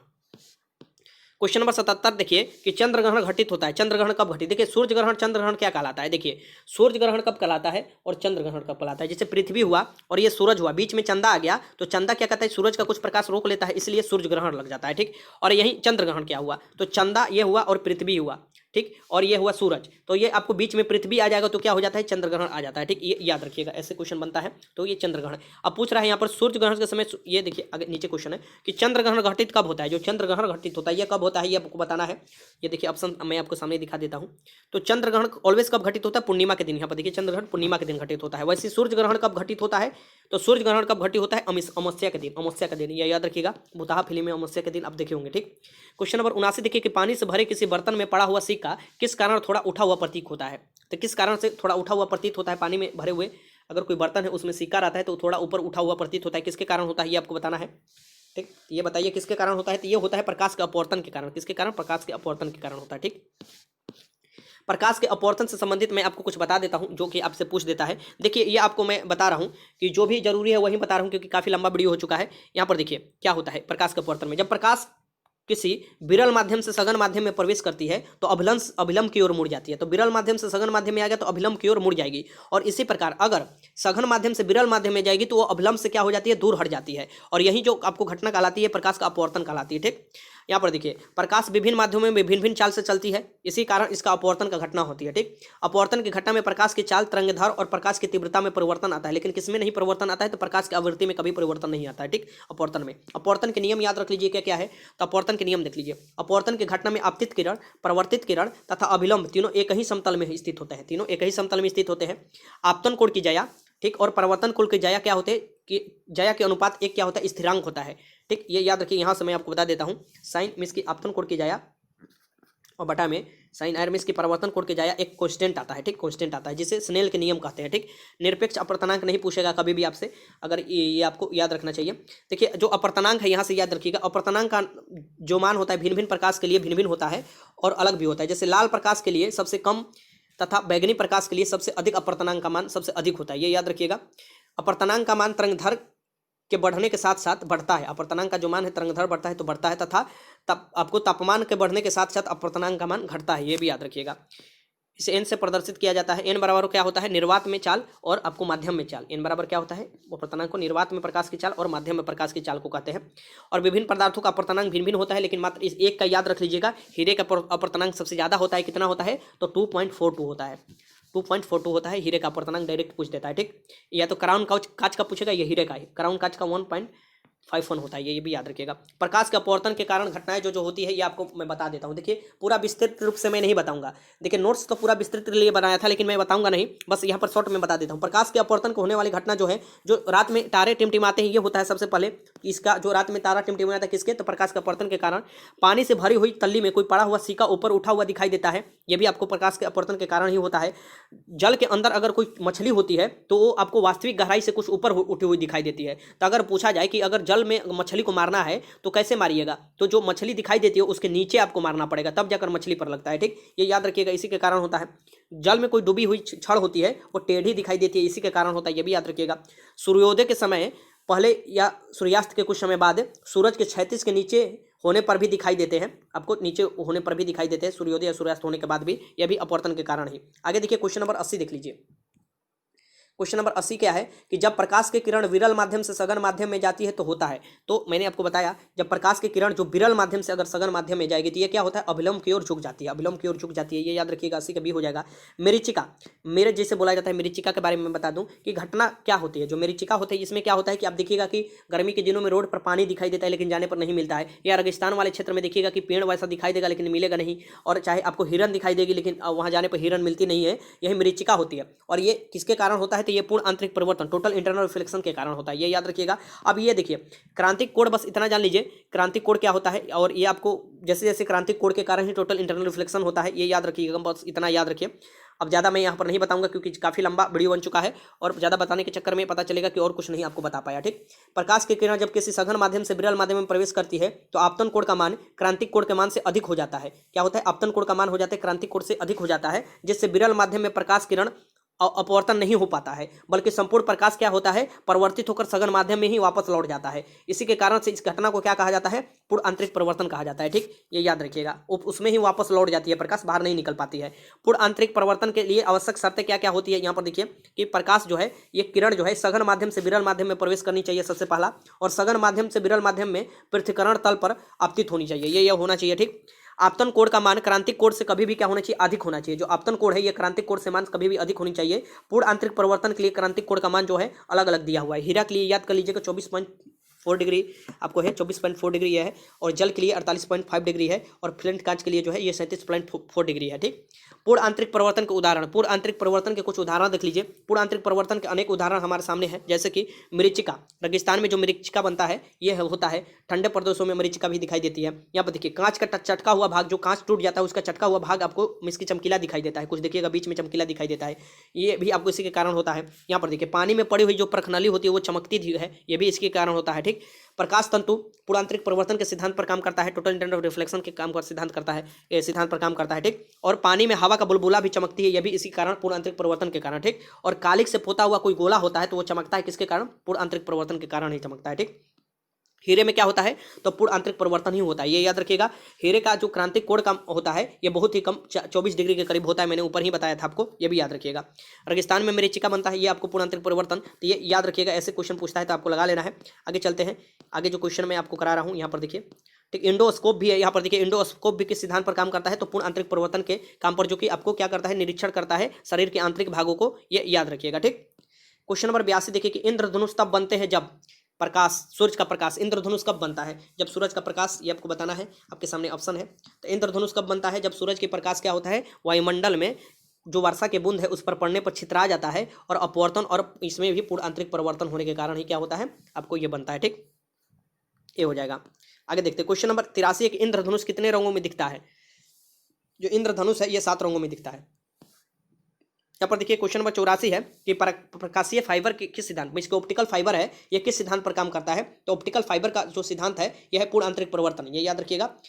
ये याद किसके कारण, यहाँ पर देखिए 84 क्वेश्चन है यहाँ पर, पूर्ण आंतरिक परिवर्तन के कारण। 84 के आंसर डी हो जाएगा। आगे नंबर 85 है किसके कारण आकाश नीला दिखाई देता है। यहाँ पर देखिए किसके कारण आकाश नीला दिखाई देता है, तो आपके सामने ऑप्शन देखिए ये है, तो ये प्रकीर्णन के कारण, प्रकीर्णन के कारण आकाश नीला दिखाई देता है, समुद्र भी नीला दिखाई देता है, ये याद रखिएगा। यहाँ पर चलिए प्रकाश के प्रकीर्णन क्या कहलाती है, यहाँ से मैं अब झट से आपको मात्र 1 सेकंड का नोट्स है, मैं आपको 1 सेकंड नहीं है, मतलब कुछ है नोट्स, लंबा हो जाएगा।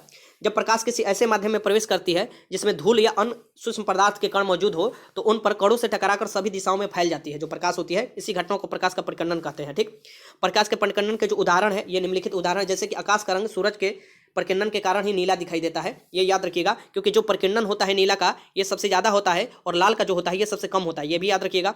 और आगे चलते हैं, लाल रंग का देखिए सबसे कम होता है प्रकीर्णन, यहाँ पर साफ साफ दिया हुआ है, ये देखिए हम दिखा रहे हैं आपको यहाँ पर। ठीक है, यहाँ पर देखिए क्योंकि बैगनी रंग का प्रकीर्णन सबसे अधिक होता है और लाल रंग का क्या होता है, सबसे कम होता है। इसीलिए देखिएगा कि जो आपको रेलवे में इस्तेमाल, रेलवे में जो वो बनाया जाता है ना, लाल लाल लगाकर बत्ती, या रोड पर बत्ती लगाया जाता है, वो आपको सिग्नल के रूप में इसका प्रकीर्णन कम होता है, इसीलिए लाल का लगाया जाता है। ठीक, ये याद रखिएगा।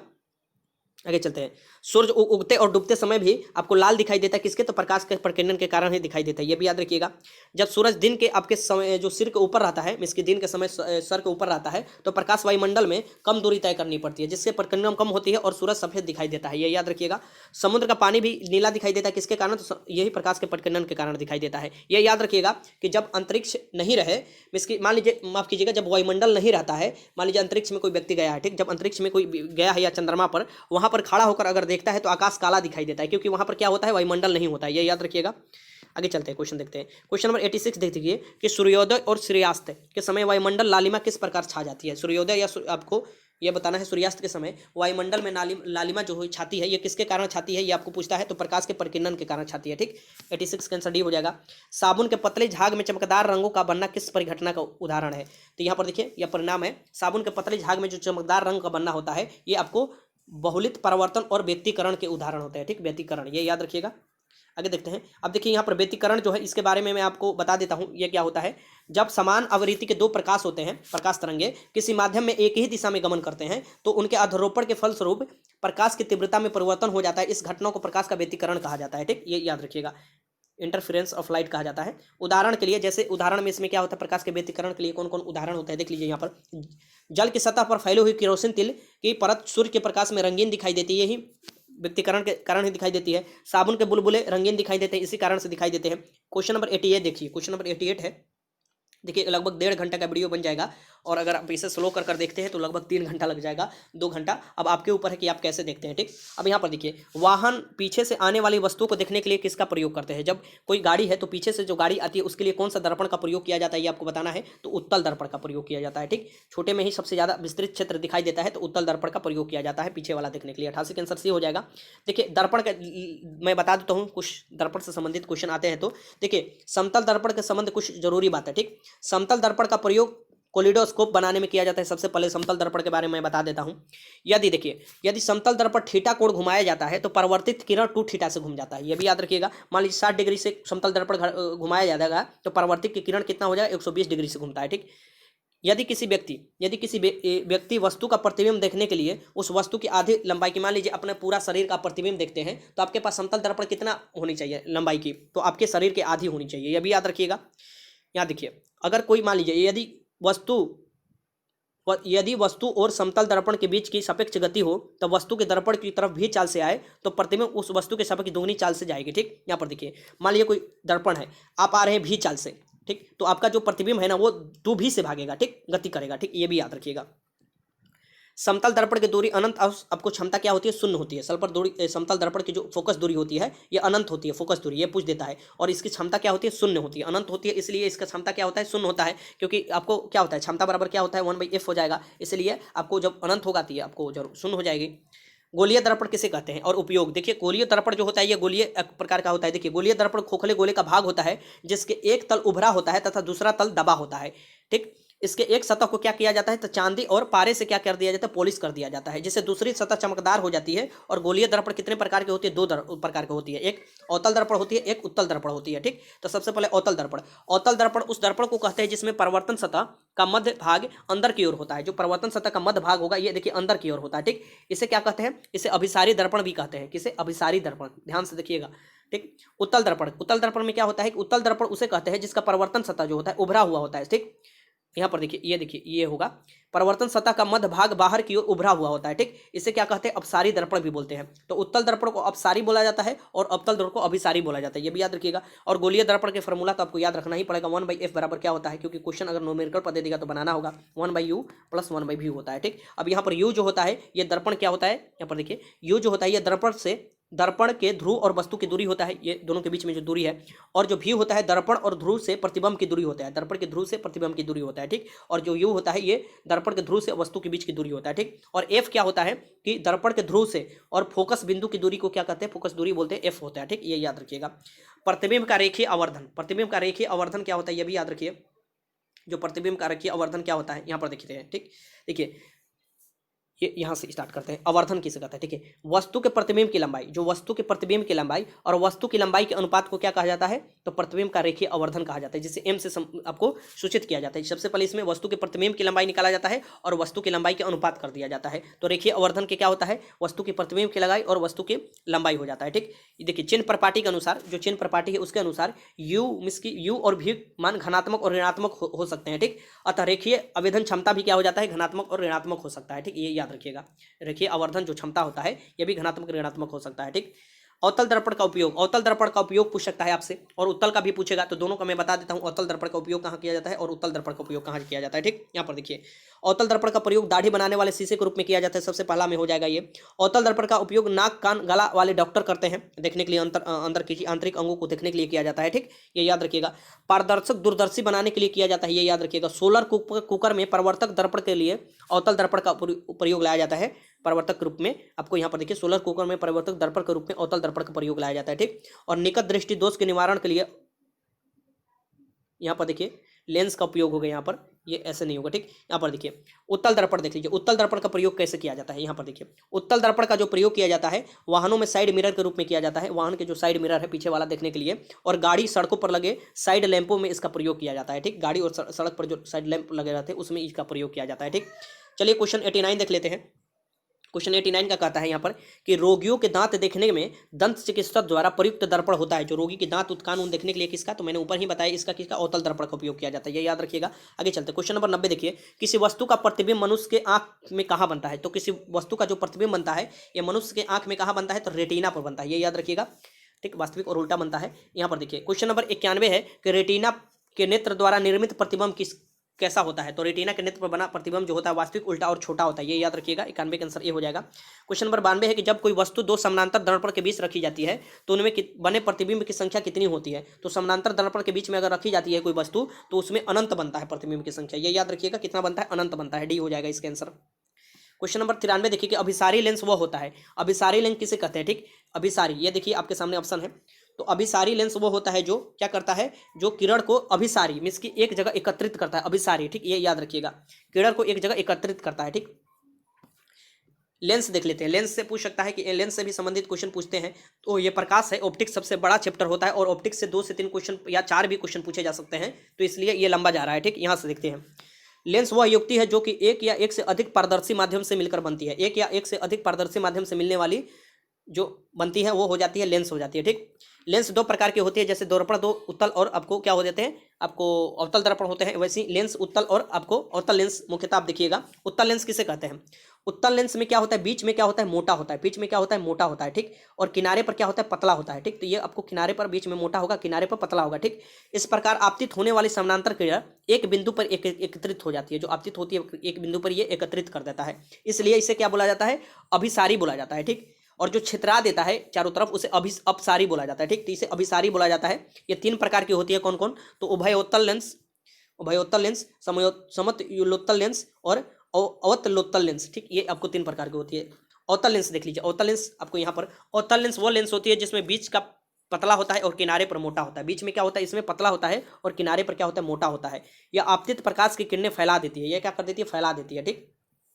इसलिए इसे क्या बोला जाता है, अपसारी लेंस बोला जाता है, ये फैला देती है किरणें। ये 3 प्रकार की ये भी होती है, उभयावतल लेंस, यहाँ पर देखिए समतल अवतल लेंस और उतावतल लेंस, ये तीनों। ये तो नहीं पूछेगा कितने प्रकार के, बस इतना पूछ सकता है कितने प्रकार की, नाम नहीं देने वाला है, ठीक। लेंस की क्षमता देखिए, लेंस की क्षमता उसके द्वारा, लेंस की क्षमता देखिए, लेंस की क्षमता मीटर में मापी जाती है, फोकस दूरी की प्रतिलोम के बराबर होती है, ठीक। तो यहाँ पर देखिए लेंस की क्षमता अगर निकालना चाहते हैं तो इसे पी द्वारा यहाँ पर व्यक्तित किया जाता है और ये 1/f होता है, ठीक।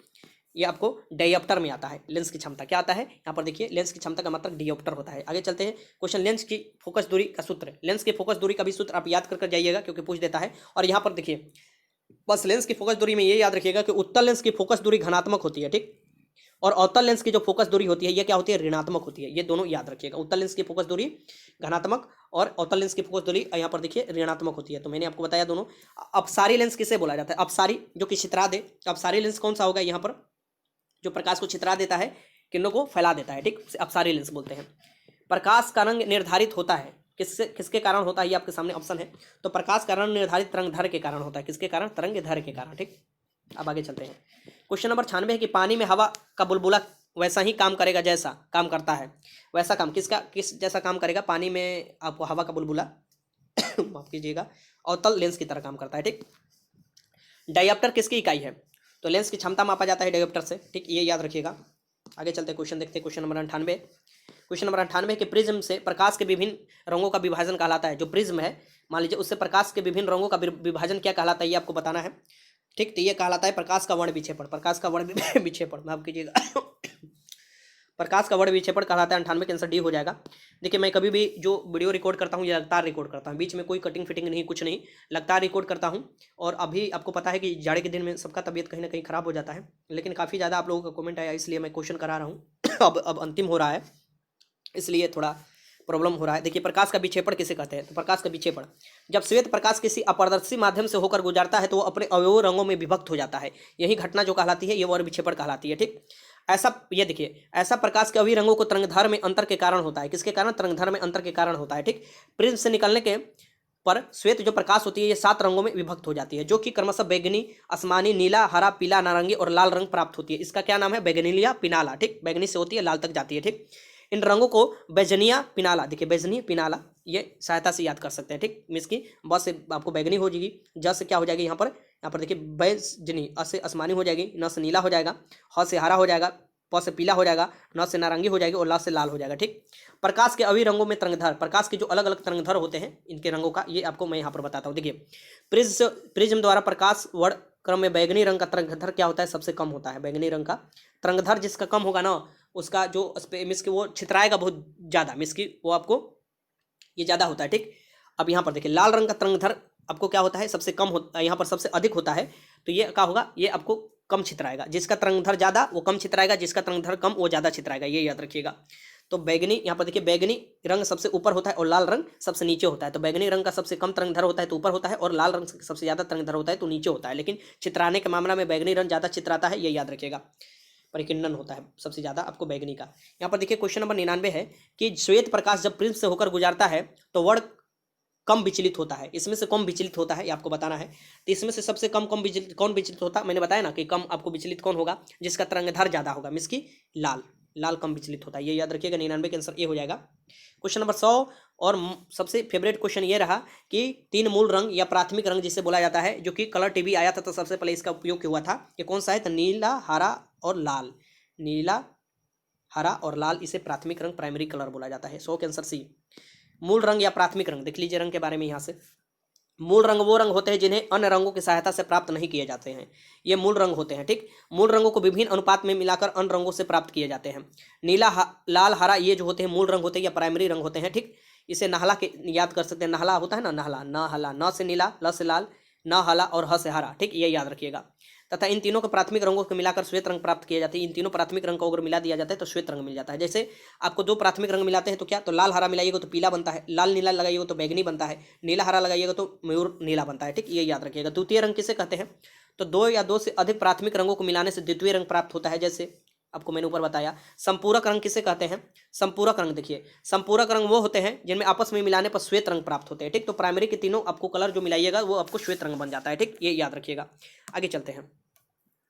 क्वेश्चन नंबर 101, फोटोग्राफी में मुख्य रंग कौन सा होता है। जो फोटोग्राफी होता है, फोटो, उसमें मुख्य रूप से कौन सा रंग होता है ये आपको बताना है। तो ये जो रंग होता है ये होता है आपको लाल, नीला, हरा, मिसकी प्राइमरी रंग।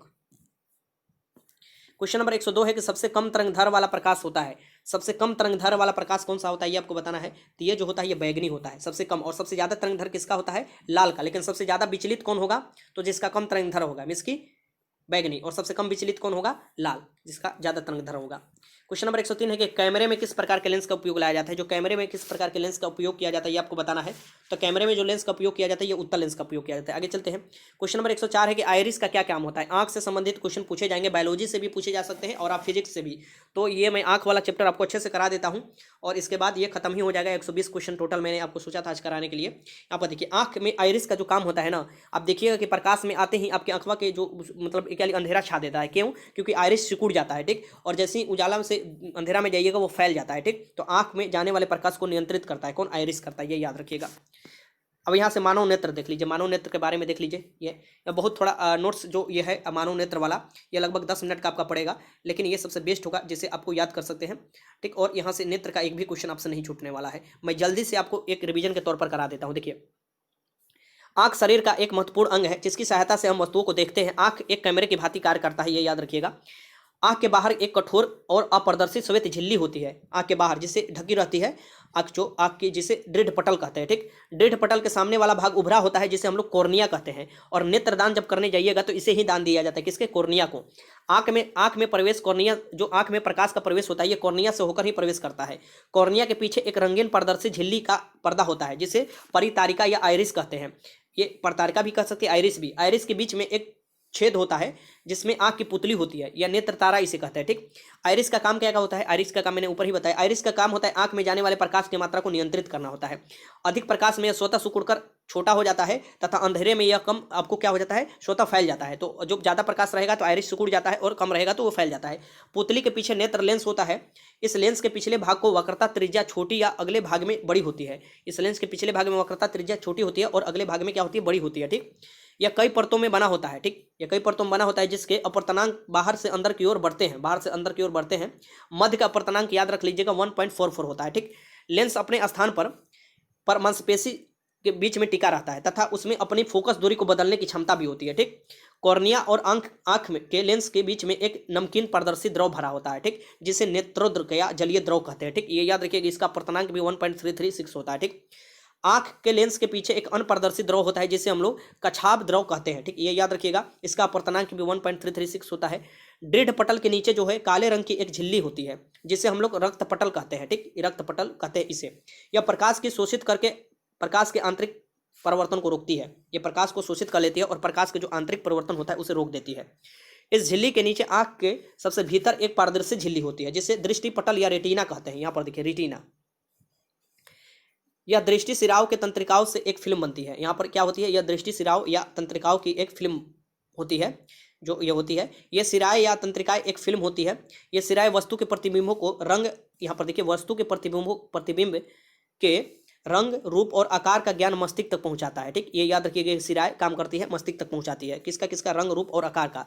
किसी वस्तु के चलने वाली प्रकाश किरणें कॉर्निया तथा नेत्रोत से गुजरने के बाद लेंस पर आपतित होती है तथा इससे परिवर्तित होकर कछाप ध्रुव से होती हुई रेटिना पर पड़ती है। रेटिना पर जब पड़ता है तो वस्तु का प्रतिबिंब उल्टा और वास्तविक बनता है। तो रेटिना पर वस्तु का प्रतिबिंब बनता है। प्रतिबिंब बनने का संदेश दृष्टि तंत्रिकाओं द्वारा मस्तिष्क को पहुंचाया जाता है और वहां से उस वस्तु का शकल के रूप में समझा जाता है। ठीक, ये इसे याद रखिएगा, इतना क्वेश्चन पूछता है। अब यहां से मैं आपको कुछ बता देता हूं। यहाँ देखिए, अब क्वेश्चन करा देता हूं। देखिए यहाँ से, नेत्रदान दाता में आंख के कौन से हिस्से को दान किया जाता है, यह बताना है कि आंख के कौन से हिस्से दान किया जाता है। अगर नेत्रदान करने जाएंगे तो इसे कॉर्निया को दान किया जाता है। किसका, कॉर्निया को। ठीक, प्रतिबिंब रेटिना पर बनता है। क्वेश्चन नंबर 106 देखिए कि स्वस्थ नेत्र के लिए स्पष्ट न्यूनतम दूरी कितना होती है। अगर स्वस्थ व्यक्ति है तो न्यूनतम दूरी देखिएगा तो ये 25 सेंटीमीटर होती है। 25 सेंटीमीटर से नजदीक लाइएगा ना तो देखिएगा कोई वस्तु दिखाई ही नहीं देती है, धुंधला दिखाई देती है। तो न्यूनतम दूरी पूछ रहा है, ये 25 सेंटीमीटर होती है स्पष्ट वस्तु की, और अधिकतम अनंत तक होता है। ये देखिए क्वेश्चन नंबर 107 है कि यदि कोई व्यक्ति दूर के वस्तु को स्पष्ट नहीं देख सकता तो उसका दृष्टि कौन सा दोष है। कोई व्यक्ति है, उसको आपको क्या है कि आपको क्या करता है, दूर के वस्तु को स्पष्ट नहीं देख सकता है और नजदीक के वस्तु को देखता है, तो जो चीज देखता है वही दोष हो जाता है। ठीक, तो मैं नजदीक का देखेगा तो उसे क्या होगा, निकट दृष्टि दोष होगा। तो दूर के वस्तु, इसमें निकट दृष्टि दोष में क्या होता है कि निकट की वस्तु दिखाई देती है लेकिन दूर की वस्तु नहीं होती। इसमें बोल रहा है दूर की वस्तु नहीं दिखता है। 107 के आंसर भी हो जाएगा। अगर यहाँ पर देखिए निकट दृष्टि दोष से कोई व्यक्ति पीड़ित है तो उसमें किसका उपयोग किया जाता है, तो निकट दृष्टि दोष वाला में आपको अवतल लेंस का प्रयोग किया जाता है। निकट दृष्टि दोष से जो पीड़ित व्यक्ति होती है उसमें अवतल लेंस का उपयोग किया जाता है। और जो आपको दीर्घ दृष्टि दोष वाले होते हैं वो दूर के वस्तु तो आपको दिखाई दे देगा लेकिन नजदीक का नहीं, तो उसमें उत्तल लेंस का उपयोग किया जाता है। ठीक, दृष्टि दोष देख लीजिए। दृष्टि दोष मींस की जो डिफेक्ट ऑफ विजन होता है, आंख से नहीं दिखने वाला दृष्टि दोष। यहाँ पर एक समान व्यक्ति में स्पष्ट दृष्टि की न्यूनतम दूरी 25 सेंटीमीटर होती है। 25 सेंटीमीटर से लेकर वो अनंत तक वस्तु को अपनी रेटिना पर फोकस कर सकता है। ठीक, ये याद रखिएगा। लेकिन उम्र के बढ़ने और अन्य कारणों से आंख की क्षमता कम हो जाता है या समाप्त हो जाता है। इसका कारण आंख के लेंस में उत्पन्न गड़बड़ी होती है। यह कई प्रकार के दृष्टि दोष उत्पन्न करती है। आपको दृष्टि दोष के प्रकार कौन कौन है, यहाँ पर देखिए। निकट दृष्टि दोष। निकट दृष्टि दोष में क्या होता है, इस रोग से ग्रसित व्यक्ति नजदीक के वस्तु देख लेता है परंतु दूर के वस्तु को नहीं देख पाता है। निकट दृष्टि के नजदीक के दिखाई देगा, दूर के नहीं दिखाई देगा। लेंस की इसमें क्या होती है, गोलाई बढ़ जाती है। लेंस की फोकस दूरी क्या हो जाती है, घट जाती है। लेंस की क्षमता बढ़ जाती है। इस कारण से वस्तु का प्रतिबिंब रेटिना पर न बनकर रेटिना के आगे बन जाता है। ठीक, निकट दृष्टि दोष में। इसके निवारण के लिए आपको देखिए किसका उपयोग किया जाता है, तो यहाँ पर उपयुक्त फोकस दूरी वाला अवतल लेंस का प्रयोग किया जाता है। किसमें, निकट दृष्टि दोष में। दूर दृष्टि दोष कैसे बनता है, तो इस रोग से ग्रसित व्यक्ति को दूर की वस्तु दिखलाई पड़ती है लेकिन निकट की वस्तुएं नहीं दिखलाई पड़ती है। इसका कारण क्या होता है कि लेंस की गोलाई कम हो जाता है। गोलाई कम होता है तो लेंस की फोकस दूरी क्या हो जाती है, बढ़ जाती है। जब फोकस दूरी बढ़ेगी तो लेंस की क्षमता क्या हो जाएगा, घट जाएगा, क्योंकि लेंस की क्षमता बराबर 1/f होता है। तो जब जैसे f बढ़ेगा तो ये आपको क्षमता क्या होगा, घट जाएगा। ठीक, इस रोग में निकट की वस्तुओं का प्रतिबिंब रेटिना के क्या हो जाती है, पीछे बढ़ने लगता है। ठीक, इसका निवारण के लिए जो होता है ये उत्तल लेंस का उपयोग किया जाता है, ये याद रखिएगा। आगे चलते हैं, जारा दृष्टि दोष। जारा दृष्टि दोष क्या होता है, ठीक, ये वृद्ध अवस्था के कारण आंखों की समंजन क्षमता क्या हो जाती है, घट जाती है, समाप्त हो जाती है, जिसके कारण व्यक्ति न तो दूर के देख सकता है और न ही निकट की दृष्टि देख सकता है। ठीक, इसके निवारण के लिए दुफेक्सी लेंस का, बाइफोकल लेंस का उपयोग किया जाता है, ये याद रखिएगा। दृष्टि वैमनस्य या अबिंदुत का, ये याद रखिएगा। अबिंदुतका या दृष्टि वैमनस्य क्या कहा जाता है। इस दोष ने नेत्र के लेंस क्षैतिज या हॉरिजॉन्टल या वर्टिकल वक्रता में अंतर आ जाने के कारण उत्पन्न होता है। जो आपको नेत्र के लेंस है इसमें हॉरिजॉन्टल या ऊर्ध्वाधर जो होता है अंतर आ जाने के कारण होता है। इसमें नेत्र क्षैतिज दिशा में तो ठीक देख पाता है परंतु ऊर्ध्व दिशा में नहीं देख पाता है, या फिर नेत्र ऊर्ध्व दिशा में तो ठीक देख पाता है परंतु क्षैतिज दिशा में नहीं देख पाता है। इसके निवारण हेतु बेलनाकार लेंस का प्रयोग किया जाता है, ये याद रखिएगा। वर्धनता, जिससे बोला जाता है कलर ब्लाइंडनेस, जो चेक किया जाता है फिजिकल में भी, आपको मेडिकल में टेस्ट किया जाता है, फिजिकल में नहीं। ठीक, ये याद रखिएगा। तो इसमें क्या होता है, कुछ व्यक्तियों को आंख के सभी रंगों को देखने को क्षमता नहीं होती है, वहीं वो सभी रंग नहीं पहचान सकते। ठीक, इसे वर्धनता कहता है। वर्धनता कई प्रकार के स्तर की होती है। यह रेटिना के शंक्वाकार जो कोशिकाएं होती है इसके विभिन्न दोषों पर निर्भर करती है। वर्धनता अनुवांशिक बीमारी भी है, इसका इलाज नहीं किया जा सकता है। इस बीमारी से ग्रसित व्यक्ति को हरे और लाल रंग की पहचान नहीं होती है। किसका, तो हरे और लाल रंग की पहचान नहीं होती है। ठीक, इसलिए जो मैं अभी लेक्चर इसमें इस्तेमाल कर रहा हूँ इसमें आपको काला इस्तेमाल किया हूँ, क्योंकि बहुत से लोगों ने कमेंट किया था कि सर लाल हरा नहीं दिखाई देता है, तो आप काला में ही सब बनाया कीजिएगा। ठीक, यहाँ पर देखिए यहाँ पर देखिए छठा में है कि ये आपको ये देख सकते हैं कि कोई भी देखिए किसी भी प्रतिबिंब रेटिना पर कितना सेकंड तक रहता है, 1/10 सेकंड तक रहता है। मिस ये याद रखिएगा 1/10 सेकंड तक कोई भी प्रतिबिंब रेटिना पर रहता है। यदि वस्तु को आंख के सामने से हटा दिया जाए तो उसका जो प्रतिबिंब रहता है 1/10 सेकंड पर बना रहता है। अब इसी के कारण आप देखिएगा कि जब उल्का पिंड आपको या कुछ गिरता है जो आकाश में तो उसे लंबी पूंछ की तरह दिखाई देता है, या रात के समय आपको पंखा देखिएगा तो अजीब टाइप से घूमते हुए दिखाई देता है, इसी के कारण कि 1/10 तक आपकी आंख पर वो प्रतिबिंब बनने रहता है। 109 देखिए, क्वेश्चन नंबर 109 देख लेते हैं कि दूरदृष्टि दोष से पीड़ित व्यक्ति के चश्मे में कौन सा लेंस प्रयोग किया जाता है। तो दूरदृष्टि से दोष जो व्यक्ति से है उनको जो होता है उत्तल लेंस का प्रयोग किया जाता है, और निकट दृष्टि के लिए अवतल लेंस का।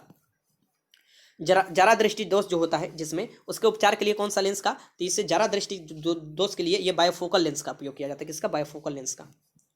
आगे देखते हैं क्वेश्चन नंबर 111 है कि मायोपिया से क्या तात्पर्य है। मायोपिया होता है ना, दे देगा मायोपिया में क्या होता है, तो मायोपिया से क्या तात्पर्य है, तो इसे निकट दृष्टि दोष को मायोपिया कहा जाता है, ठीक। और दूर दृष्टि दोष को क्या कहा जाता है, हाइपरट्रोपिया कहा जाता है, हाइपरट्रोपिया, ठीक। ये याद रखिएगा, ऐसे क्वेश्चन पूछ देता है। तो निकट दृष्टि दोष मायोपिया के लिए कौन सा लेंस, तो अवतल लेंस का। और आपको दूरदृष्टि दोष हाइपरट्रोपिया के लिए किसका, तो उत्तल लेंस का। तो ऐसे पूछ सकता है कि हाइपरट्रोपिया में कौन सा लेंस का उपयोग करते हैं, तो उत्तल लेंस का, ठीक। ये याद रखिएगा, तो ये दूरदृष्टि दोष होता है।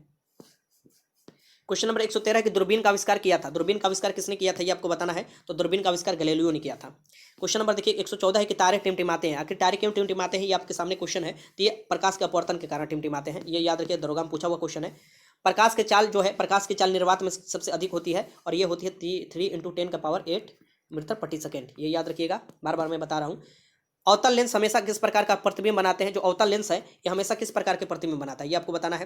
तो अवतल लेंस हमेशा क्या है, आभासी प्रतिबिंब बनाता है, ये याद रखिएगा। आगे चलते हैं क्वेश्चन, किसी तारे का रंग से क्या पता चलता है। कोई तारा का रंग है उससे क्या पता चलता है, तो तारे का रंग से पता क्या चलता है, तो ये ताप उसका पता चलता है, ये याद रखिएगा। ये भी मैं आपको बता दूं कि जो आपको तारे का जो ये होता है एनर्जी होता है, या सूरज का भी एनर्जी का स्रोत है, ये नाभिकीय संलयन है, ये भी याद रखिएगा। अब देखिए कथन और आपको निष्कर्ष वाला या कारण वाला क्वेश्चन दे सकता है यहाँ पर, जैसे कि खतरे के सिग्नल लाल रंग के बनाए जाते हैं। जब खतरे के सिग्नल लगाए जाते हैं तो ये लाल रंग का प्रयोग किया जाता है रेलवे में भी। तो ये क्यों किया जाता है, तो लाल रंग का परिकीर्णन सबसे कम होता है, सही बात है। तरंगधर इसका सबसे ज़्यादा होता है और परिकीर्णन इसका सबसे कम होता है, इसके विचलन। तो इसका आंसर क्या हो जाएगा, ए हो जाएगा, सही है। और जो ये आर है ए का सही व्याख्या कर रहा है।